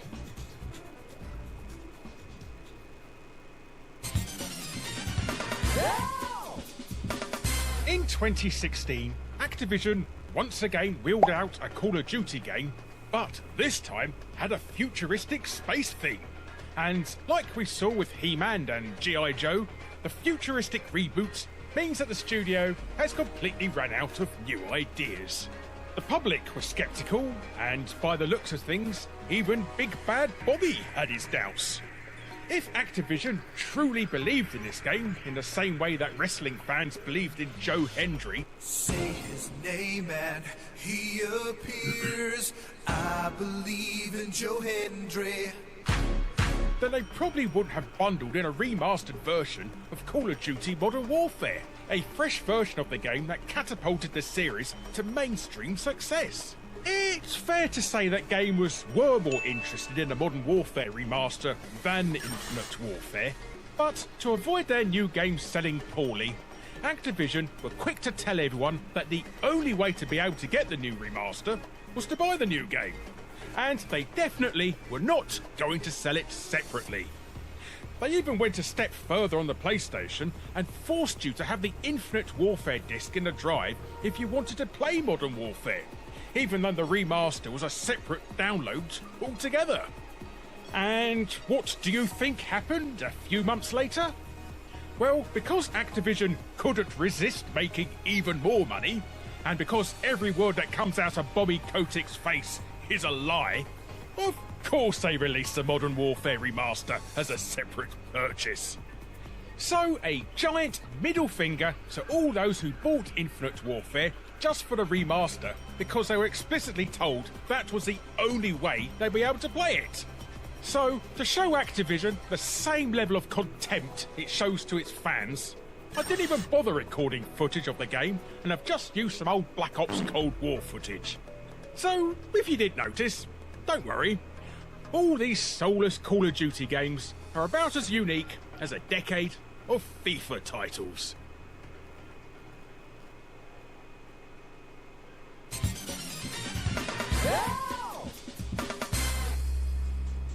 Video games are one of the only products where you can be shown a hype trailer, then be sold a pre-order based on said trailer, only to receive a completely different product when it releases.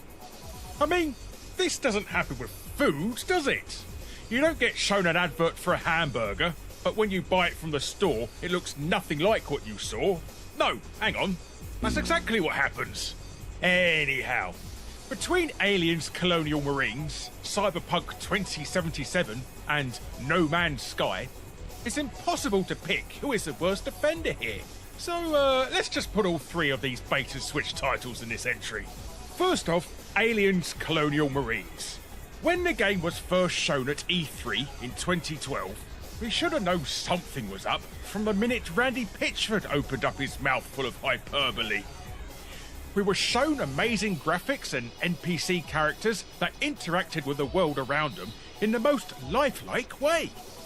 What we got was Nerf graphics and NPCs that fell through the floor. Next up, we have No Man's Sky, which promised the Earth and delivered a turd. Dinosaur-infested planets to explore in between intergalactic space shootouts were what we were promised at E3 2014. But when everyone bought to the game 2 years later, it was clear there was less content than a Carl Jobst apology video. And last, but not least, we have Cyberpunk 2077, which has already been talked about to death on this channel and the entire internet. So let's move swiftly on to the other thing all these games have in common, and that's they all turned out okay in the end. Yeah, even Aliens. If you play these games with the latest patches installed, they're all pretty good games. Okay, Aliens still has iffy NPCs now, but the main game is pretty decent. So, it just goes to show that the reputations of these games could have been completely different if they just spent a little bit more time in the oven. Well, that, and if Brandy Pitchford was kept locked away from the public.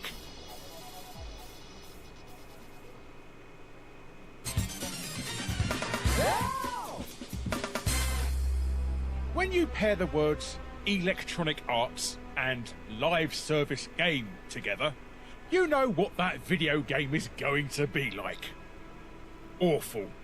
But what did they expect when they are lifting gameplay mechanics directly from Superman 64?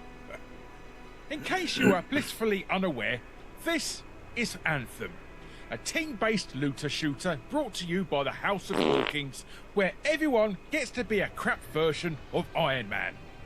But the real superhero here is EA, because they managed to create a game which you wear a super-powered spacesuit which can fly while shooting aliens with laser guns, and make it as dull as dishwater.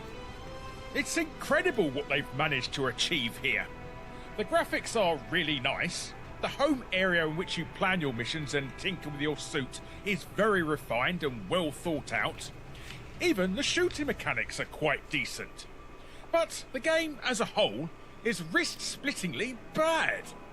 Go to the waypoint marker, press switch, shoot aliens that appear, repeat for about 100 hours, and pay EA $60 for the privilege.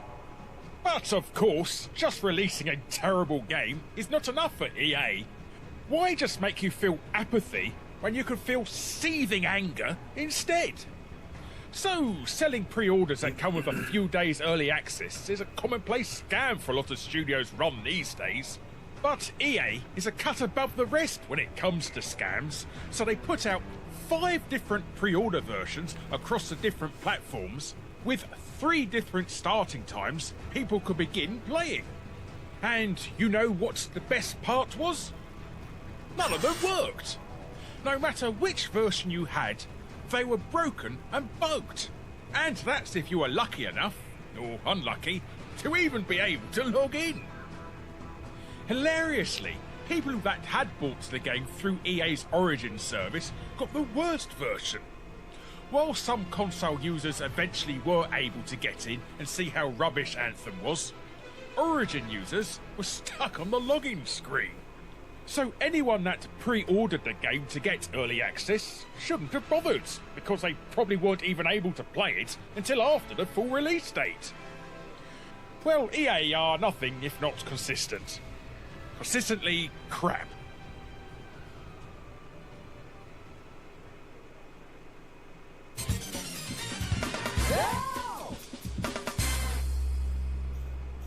In 2016, Square Enix took us to the futuristic world of 2029, where cyborgs were commonplace and Lily Allen read the news, for some reason. But not everything here is bad. The actual game of Deus Ex Mankind Divided is pretty good. How you go about each mission is pretty open-ended. Do you try and stealth your way to your target? Maybe have a go at using all the gadgets available and make a tactical advance. Or maybe just go old school and blast everyone's faces off with a shotgun. The choice is yours to make in this world, which feels busy and alive. And for a game released in 2016, the graphics still hold up quite well, all tied in with physics-based gameplay that can be used in some really interesting ways. Square Enix had a certified hit on their hands, so they had to think long and hard on how they were going to screw up the release of Deus Ex. But if there's one thing Square Enix knows, it's how to snatch defeat from the jaws of victory, and they came up with the Augment Your Pre-Order scheme. They looked at Kickstarter and started thinking that people enjoyed paying money in groups, completely missing the point they only did this to get something that wouldn't be created otherwise, and not because forming online groups and handing over money was some sort of euphoric pleasure. So the Augment Your Pre-Order scam consisted of 2 ridiculous elements. The first was that when you pre-ordered a game, you only get to pick one of the different bonuses available in each tier. So straight away there is content you're not going to get. But to really add insult to injury, the tiers after the first one only became available after a certain number of people signed up to this pre-order nonsense. Gamers complained and called Square Enix out for their dirty money-grabbing scam. Then, within a month of revealing this absurd augment scheme, the whole thing was cancelled.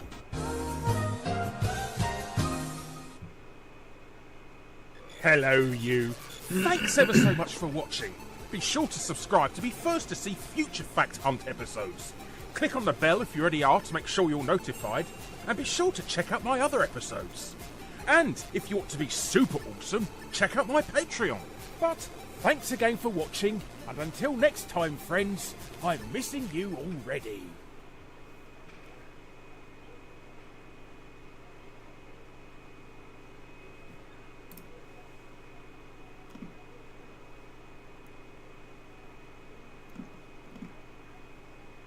You're 12 years old, playing barefoot in the dirt outside your family's shack in Ming Dynasty, China, 1570, when a black lacquered carriage pulls up. A man in silk robes steps out, face like stone, eyes like a butcher scanning the meat aisle. He's here for you. He doesn't ask, he inspects your teeth, your feet, your skin, like your livestock on sale day. Then he tosses your father a sack of silver, and just like that, you're gone. Sold. Not as a bride, not even as a servant, but as a concubine. Your mother's sobs fade as the cart rattles away, her face blurred by tears and dust. You're 12, barely old enough to braid your own hair, and now you're cargo, headed for the Forbidden City. The air stinks of sweat and horse dung, and your stomach churns, not just from hunger, but from the rumors you've heard. Girls like you don't come back, ever.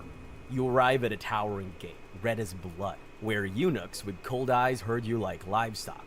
Stripped naked, you stand shivering as they poke and prod, teeth, skin, and feet. One girl's sent home for a crooked nose. Another's kept because her feet are small enough to bind. Yeah, foot binding. They crush your bones into lotus shapes so you'll hobble prettily for the emperor. Sounds fun, right? Wrong. It's torture that'll leave you screaming for weeks. You pass the inspection, barely. Now you're in the harem, a maze of silk walls and whispered threats. Older concubines glare, their eyes sharp as knives. They're not your friends, they're your rivals, and they'd sell their own kids to keep their spot in the emperor's bed. Your first job? Serve tea to a senior consort who slaps you for pouring too slow. Your cheek stings, but crying's a luxury you can't afford. The rules are simple. Obey, charm, survive. Slip up and you're out of a job. Nope, you're dead. Maybe starved, maybe tortured, in the worst possible way. A girl next to you whispers about a concubine who spilled wine on a noble. She vanished. Rumors say she's buried under the palace floor. You're learning this fast. This isn't a palace, it's a battlefield, and you're armed with nothing but your face. A year has passed, and you're 13 now, trapped in the Forbidden City's inner court. A prison draped in silk. The walls shimmer with gold, but the air's thick with jasmine and fear. You limp on bound feet, each step a knife in your bones, because beauty means pain, and pain means you're still alive. Your days start before dawn, scrubbing floors for senior consorts who sneer like you're a roach in their rice. Your job? Make them look good while staying invisible. Pour tea too slow and a bamboo rod cracks your knuckles. Spill a drop and you're locked in a closet with no food for a day. Starvation's a great teacher, apparently. The emperor's bed is the prize, and every girl here's playing a deadly game to get there. You're taught to smile, bow, and flutter your fan like it's a weapon. But the real battlefield is the whispers. That girl with the jade hairpin, she spread a rumor you stole a noble's comb. Now you're scrubbing latrines while she bats her eyes at the emperor. Another concubine, May, slips you a warning. Trust no one. They'll drown you in silk to climb higher. She's not wrong. Last week, a girl was caught flirting with a guard. Eunuchs dragged her out, her screams fading into the moat. They say the carp ate well that night. Your big break comes when a senior consort picks you to serve at a banquet. You're dolled up in silk that costs more than your village, but it's a leash, not a reward. You pour wine for a noble, his leering grin sour with rice liquor, his hand grazing your wrist. Your skin crawls, but you can't flinch. The emperor's mother, face carved from stone, watches from her throne. her gaze a blade at your throat. One wrong move, a tremble, a drop, a glance too bold, and you're not just dismissed, you're erased. Your hands shake, wine sloshing dangerously close to the cup's rim. The noble chuckles, low and cruel, as sweat beads under your powdered face. You set the cup down, fan fluttering to hide your panic, and step back. Silence. The consort nods. Not useless, she growls. A lifeline in this viper's nest. Then the gong sounds, deep as a death knell. The Emperor's coming tonight. Your pulse roars like a war drum, drowning out the banquet's clatter. If he chooses you, a son could lift you to consort status. If he doesn't, you're chaff for the next purge, like the hundreds starved last year. You're carried to his chamber on a palanquin, bound feet useless, silk curtains swaying like a shroud. The doors creak shut, sealing you in with a man whose whim is law. His shadow looms, eyes glinting like a predator's in the lamplight. You kneel, heart choking your throat, fan forgotten. His voice is soft, but it's a blade wrapped in velvet. Please me, or you'll wish you hadn't. You force a smile, every nerve screaming, as he steps closer. Failure's not just shame, it's a one-way trip to the moat.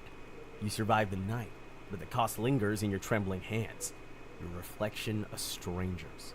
By 15, you're a ghost who's learned the harem's code. Charm the Emperor, sidestep the consort's daggers, and pray you don't end up like the girl who slipped from a balcony last month. Your silk scarf fluttering down like a broken wing. Survival's your only art. You're painting it in blood. You're 16, and the Forbidden City's harem has carved you into something sharp, like a blade forged in fear. Your bound feet ache, your smile's a mask, and your eyes miss nothing. You've learned to dodge the consort's venomous glares and slip past their traps. But every day's a tightrope walk over a pit of snakes. The Emperor's noticed you. Once. He called your name, and for a fleeting moment, you felt like more than a ghost in silk. Now, you're pregnant. Jackpot, right? Wrong. A baby's your ticket to consort status, but it's also a target on your back. That Jade hairpin girl, now a consort herself, spreads a rumor you poisoned her tea. You didn't, but truth's a luxury nobody cares about here. You're hauled before the Emperor's mother, her face cold as a tombstone. Prove your loyalty, she hisses, or join the ghosts under the palace. Your heart's a hammer in your chest, but you bow, voice steady, and swear your innocence. A eunuch's whip hovers, ready to tear your skin if you flinch. By some miracle, a servant vouches for you. She saw you pour the tea clean. You're spared, but the message is clear. You're one lie away from a noose. You give birth to a son, and the palace buzzes like a kicked hive. A male heir could make you untouchable, but it paints a bullseye on your baby's tiny head. You cradle him in secret, whispering promises you can't keep, while rumors swirl of consorts slipping poison into cradles. Sleep's a stranger now. You jolt awake at every creak, expecting a knife. The Emperor summons you again, and you're carried to his chamber, silk curtains swallowing you like a grave. You charm him, fan fluttering, voice soft as moonlight, and he smiles. You're named a low-ranking consort. Congratulations, you've climbed one rung in hell, but the higher you rise, the harder they push to make you fall. May, your only ally, warns you of a plot. The Jade Hairpin consorts bribed a eunuch to frame you for treason. Treason means execution. Not just you, but your son. You act fast, slipping a gold hairpin to a loyal maid who exposes the plot. The Jade Hairpin girl's dragged away, her screams echoing through the palace. You win this round, but at what cost? Your hands shake as you hold your son, knowing every victory makes you more enemies.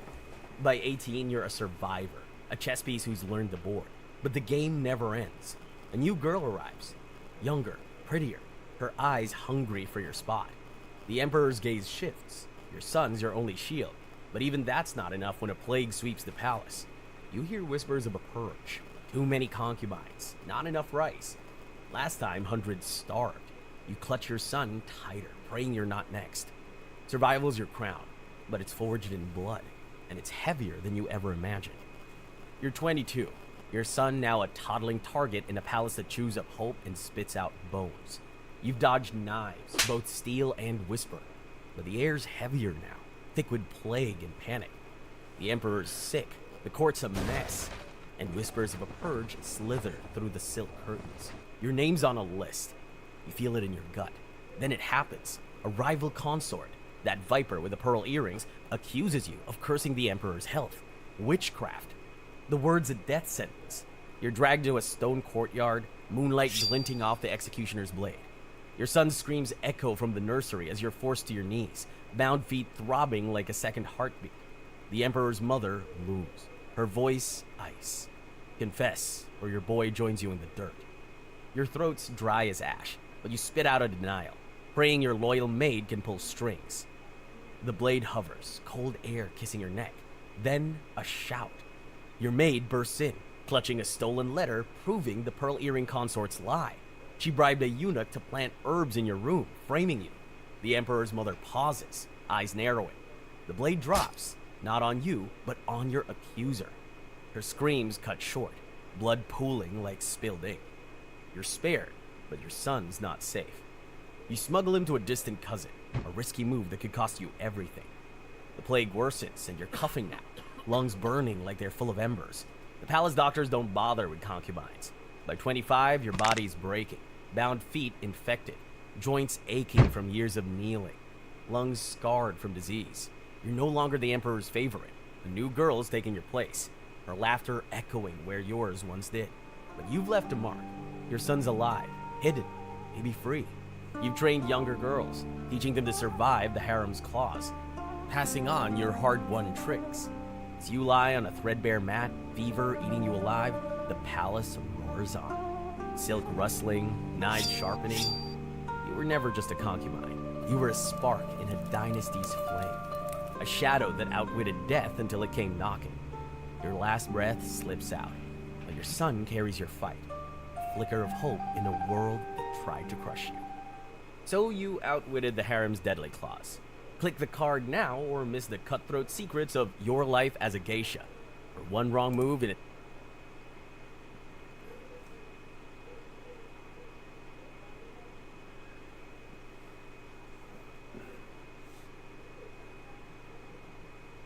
You're 7 years old in 18th century Kyoto when a strange woman visits your family home. She examines your face like you're a prize melon at the market, turns your hands over, checks your ears. Weird flex, but okay. Next thing you know, your parents are accepting money, and you're being whisked away in a fancy palanquin. Congratulations! You've been hand-selected for the most exclusive girls' club in Japan. Too bad no one asked if you wanted to join. First night, and you're already missing home when the door slides open. In walks the most stunning creature you've ever seen. White face, red lips, hair styled higher than your family's entire house. She smells like flowers and moves like water. A real-life geisha. You're starstruck. Until she notices you staring. Fetch my tea, you little rat. Dream, meet reality. Day 1 and you're already learning the pecking order. You rank somewhere between the house cat and yesterday's rice. While other 7-year-olds play with dolls, you're learning how to kneel for hours without your legs falling off. Fun childhood, right? The house mother corrects you when you call the women geisha. In Kyoto, we are geiko. Tokyo has geisha. Learn the difference or scrub floors forever. Geography lesson complete. 4 months in and you've mastered the fine art of walking silently, breathing invisibly, and disappearing instantly. You've been smacked with the fan 17 times for various crimes like existing too loudly and blinking incorrectly. One evening, the house mother orders you to serve tea to an important guest. Your hands shake so hard you're basically creating waves in the teacup. Don't spill, don't spill. You manage to set it down without a disaster. Then, without thinking, you turn the cup so its design faces the guest. Exactly like you've seen the geiko do. The house mother raises an eyebrow. The senior geiko actually looks at you. Not through you, but at you. The girl has potential, she says. 3 words. That's it. But suddenly, you're floating. Someone noticed. Someone approved. For the first time, you're not just a servant, but a student of something ancient and exclusive. You still sleep on a threadbare futon in the corner, though. Let's not get carried away with the optimism. 3 years in, and your back has permanently curved into the perfect bowing shape. Evolution has nothing on geisha training. Morning routine, wake before the sun. Stretch your legs until they scream. Practice walking with a book on your head. Then 2 books. Then add a cup of water. Spill a drop, start over. Your neck muscles could now support a small building. Afternoons are for shamisen practice. 3 hours of plucking strings with your fingertips until they bleed, then callus, then bleed again. Other girls your age are chasing boys. You're chasing perfect pitch and losing fingernails in the process. The music teacher smacks your hand with a bamboo stick. She's 80 years old but has the aim of an archer. You're basically playing musical dodgeball with your fingers as the ball. Dinner comes with a side of etiquette lessons. 37 different ways to pour sake. 23 ways to compliment a man's business success without actually knowing what his business does. 15 acceptable conversation topics and 300 forbidden ones. Quiz tomorrow. By 13, you've memorized every kimono pattern in the house. You can identify a geiko's rank, specialty, and even personality from her obi knot alone. Useless skills everywhere else in the world. Essential currency in yours. Then comes the day. The house mother calls all 4 shikomi to the main room. 4 girls enter. 3 will remain servants. 1 will begin formal maiko training. Your heart pounds so hard you're sure everyone can see her kimono moving. Then she looks at you. This one, she knows how to watch and listen. She'll begin training next month. You made the cut. Now, the real work begins. The next few years are a blur of advanced training. Dance is so complex your feet develop their own vocabulary. Music lessons where missing a single note earns you a rap on the knuckles. By 15, you're finally ready for your debut. The day before your Misidashi, you're ordered to strip down and soak in a wooden tub. 3 senior geiko inspect every inch of your body like you're a racehorse. Too thin, one mutters.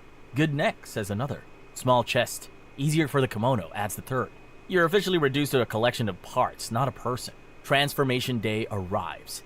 The makeup artist approaches with a pot of white paint. Don't move, don't speak, don't breathe too hard. She applies a base layer that feels like wet cement on your face. Your skin screams beneath it. Beauty is pain, and apparently also partial suffocation. The hairdresser has the muscle definition of a sumo wrestler. She tugs, pulls, and molds your hair into a structure that could withstand a typhoon. Hundreds of pins dig into your scalp, each one a tiny dagger with its own personality. You name the most painful one Stabby McStabberson. Now for the kimono. Not just any kimono. A furisode with sleeves so long they practically drag on the floor. Price tag? More than your entire Okia makes in 3 months. Final touches. 6-inch wooden sandals that transform walking into an extreme balancing act. You're now a walking, talking national treasure. Unlike the senior geiko who wear wigs, your elaborate hairstyle is your actual hair, which explains why you'll sleep on that wooden neck block for the next few years. Beauty is pain, sleep is optional. Also, you kind of need to pee, but that's not happening until the evening. Your One-san guides you to your first tea house. Remember, she whispers, you're not selling your body. You're selling access to a fantasy. The fantasy that beauty and art still matter in this world. First customer interaction. A wealthy merchant. Sake-reddened face. You pour his drink exactly as practiced. He compliments your innocent beauty. Your One-san laughs at exactly the right moment, drawing his attention away. Lesson 1. Redirection is your best defense. A handsome young patron requests you specifically at his business gathering. Your heart does a little flip, betraying your professional cool. Your One-san notices immediately. After the party, her advice is blunt. Hearts are terrible investments in our business. Admiration is currency. Attachment is debt. Cold, but she's not wrong. At 17, you're given your first solo dance performance at a major festival. Your stomach performs its own interpretive dance routine of pure terror. The shamisen begins. Your fan becomes an extension of your arm. Your body tells a story of seasons changing. Love found and lost. The final note hangs in the air. Silence. Then, thunderous applause. A famous poet approaches. For a moment, he says, I forgot you were human. You became the wind, the rain, the very spirit of the dance. For the first time, you understand. You're not just learning the art. You are becoming the art itself. 2 years as a Maiko, and you've mastered the art of the double life. Public you, a floating vision of grace, who never sweats, never tires, never needs to pee. Private you, collapse on your futon at 3 a.m. Makeup still half on. Too exhausted to care that your hairpins are stabbing your dreams. Your Okia keeps a ledger thicker than your arms. Every silk sock, every hair ornament, every shamisen lesson, all tracked down to the last coin. Your debt resembles the national treasury. You once made the mistake of asking how long until you're debt-free. The house mother laughed so hard she nearly choked on her tea. You develop tricks for surviving back-to-back appointments. Sake cup, barely touch your lips to it, and then subtly empty it in a plant when no one's looking. The ficus in the corner of your favorite tea house is perpetually drunk. You swear it started singing after midnight. You perfect the art of the subtle compliment that makes a man feel 10 feet tall without realizing you've manipulated his ego. Your reputation grows. The one with the knowing eyes, they call you. It's exhausting. Like being a therapist in fantastic clothes with better pay and worse hours. You start noticing distinct versions of yourself. Tea house you, dance performance you, festival you, private training you. Different masks for different moments. Sometimes you wonder which one is actually real. Maybe they all are. Maybe none. 3 years in and your debt still looks insurmountable. Then one night, a famous actor visits from the capital. At evening's end, he leaves payments so generous, the house mother's eyes actually widen. She never blinks at money. Never. A week later, she slides a wooden box across the table. Inside, an exquisite Kanzashi hair ornament of tortoiseshell and gold. Not loaned from the Okia. Yours to keep. You've earned this, she says simply. Your first personal possession. A tiny thing to some, but to you, the first tangible evidence that someday you might actually own your life again. Your Erike ceremony marks your transition from Maiko to full Geiko. The red collar turns white. The elaborate hairpieces get simplified. Your style becomes subtler, more refined. Less look at me, more you wish you could be me. Financial reality check, you're still in debt. But now you control more of your earnings. The house mother takes a smaller cut. You negotiate your own appointments. Suddenly, you're not just an artist. You're a business wrapped in silk with perfect posture. But still, you learn to wield silence like a weapon. A raised eyebrow, a thoughtful pause, the slight tilt of your head. These tiny gestures carry more power than hour-long speeches. You could probably start or prevent a war with the right look at the right moment to the right official. With a reliable Dana, you can afford to be selective. No more entertaining every drunk merchant who requests you. No more laughing at jokes that deserve silence. You cultivate a circle of patrons who appreciate art, conversation, and boundaries. Revolutionary concept. Your schedule follows the rhythm of Japan's seasons. Busiest during spring cherry blossoms and fall foliage, when wealthy patrons host viewing parties. Your kimono changes with the seasons too, from winter's heavy silk to summer's lightweight weave. At 25, the house mother assigns you your first Maiko to mentor. She's all elbows and anxiety, this girl. Reminds you of someone. You watch her fumble through her first tea ceremony and find yourself saying, again, in the exact tone your teacher used with you. The cycle continues. At 28, you reach a milestone. Your Okia debt is paid in full. The house mother presents you with your cleared account book and a small cup of sake. You are now working for your future, not your past, she says. You sip the sake, and it tastes like possibility. 30 hits different in geisha years. Your knees crack during dance practice. Your back complains after hours of sitting perfectly straight. Your body keeps a ledger of debts just like the Okia did, and it's starting to call them due. You adapt. Strategic scheduling of rest days. The perfect excuse to leave gatherings at exactly the right moment. So sorry I have a special appointment. Translation, my feet are killing me and I need to faceplant onto my futon immediately. The perfect kneeling position that once felt as natural as breathing now sends shooting pains up your legs after an hour. You develop ingenious techniques for appearing perfectly composed while actually shifting your weight every few minutes. It's like running a marathon while pretending to be a statue. You open a small, exclusive tea house with your savings. Not an Okia. You don't want the responsibility of raising new Geiko, but a space where you control the atmosphere, the clientele, the experience. Your reputation draws the elite automatically. Your terms are non-negotiable. They come anyway. Some successful Geiko before you chose to marry patrons and retire. Others purchased their own Okia, becoming businesswomen in a time when female entrepreneurs were practically unheard of. You're part of a rare tradition of women who could actually own property and run businesses. A famous artist asks to paint your portrait for a temple commission. When he reveals the finished work, you're startled to see yourself immortalized alongside images of ancient poetry, sumo, and imperial court traditions. You're no longer just practicing tradition, you've become part of it. At 40, you hear a tourist call you the last of a dying art. You smile politely while mentally dismissing their ignorance. Looking at your students, at the packed schedule of your tea house, at the continued demand for what only Geiko can provide, you know better. What began as an unexpected life sentence has transformed into a consciously chosen path. One evening, sitting in your private room after the last client has left, you trace the faint laugh lines hidden beneath your white makeup. You think about the terrified 7-year-old who entered the Okia all those years ago. At 40, tourists snap photos of you like you're an endangered species. Little do they know, even in modern Japan, young women still choose this path. Fewer than in your day, true, but the art continues. You're not a relic, you're a link in an unbroken chain.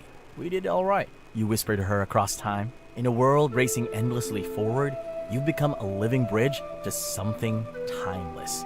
And that's worth every cracking knee, every early morning, and every perfect bow along the way.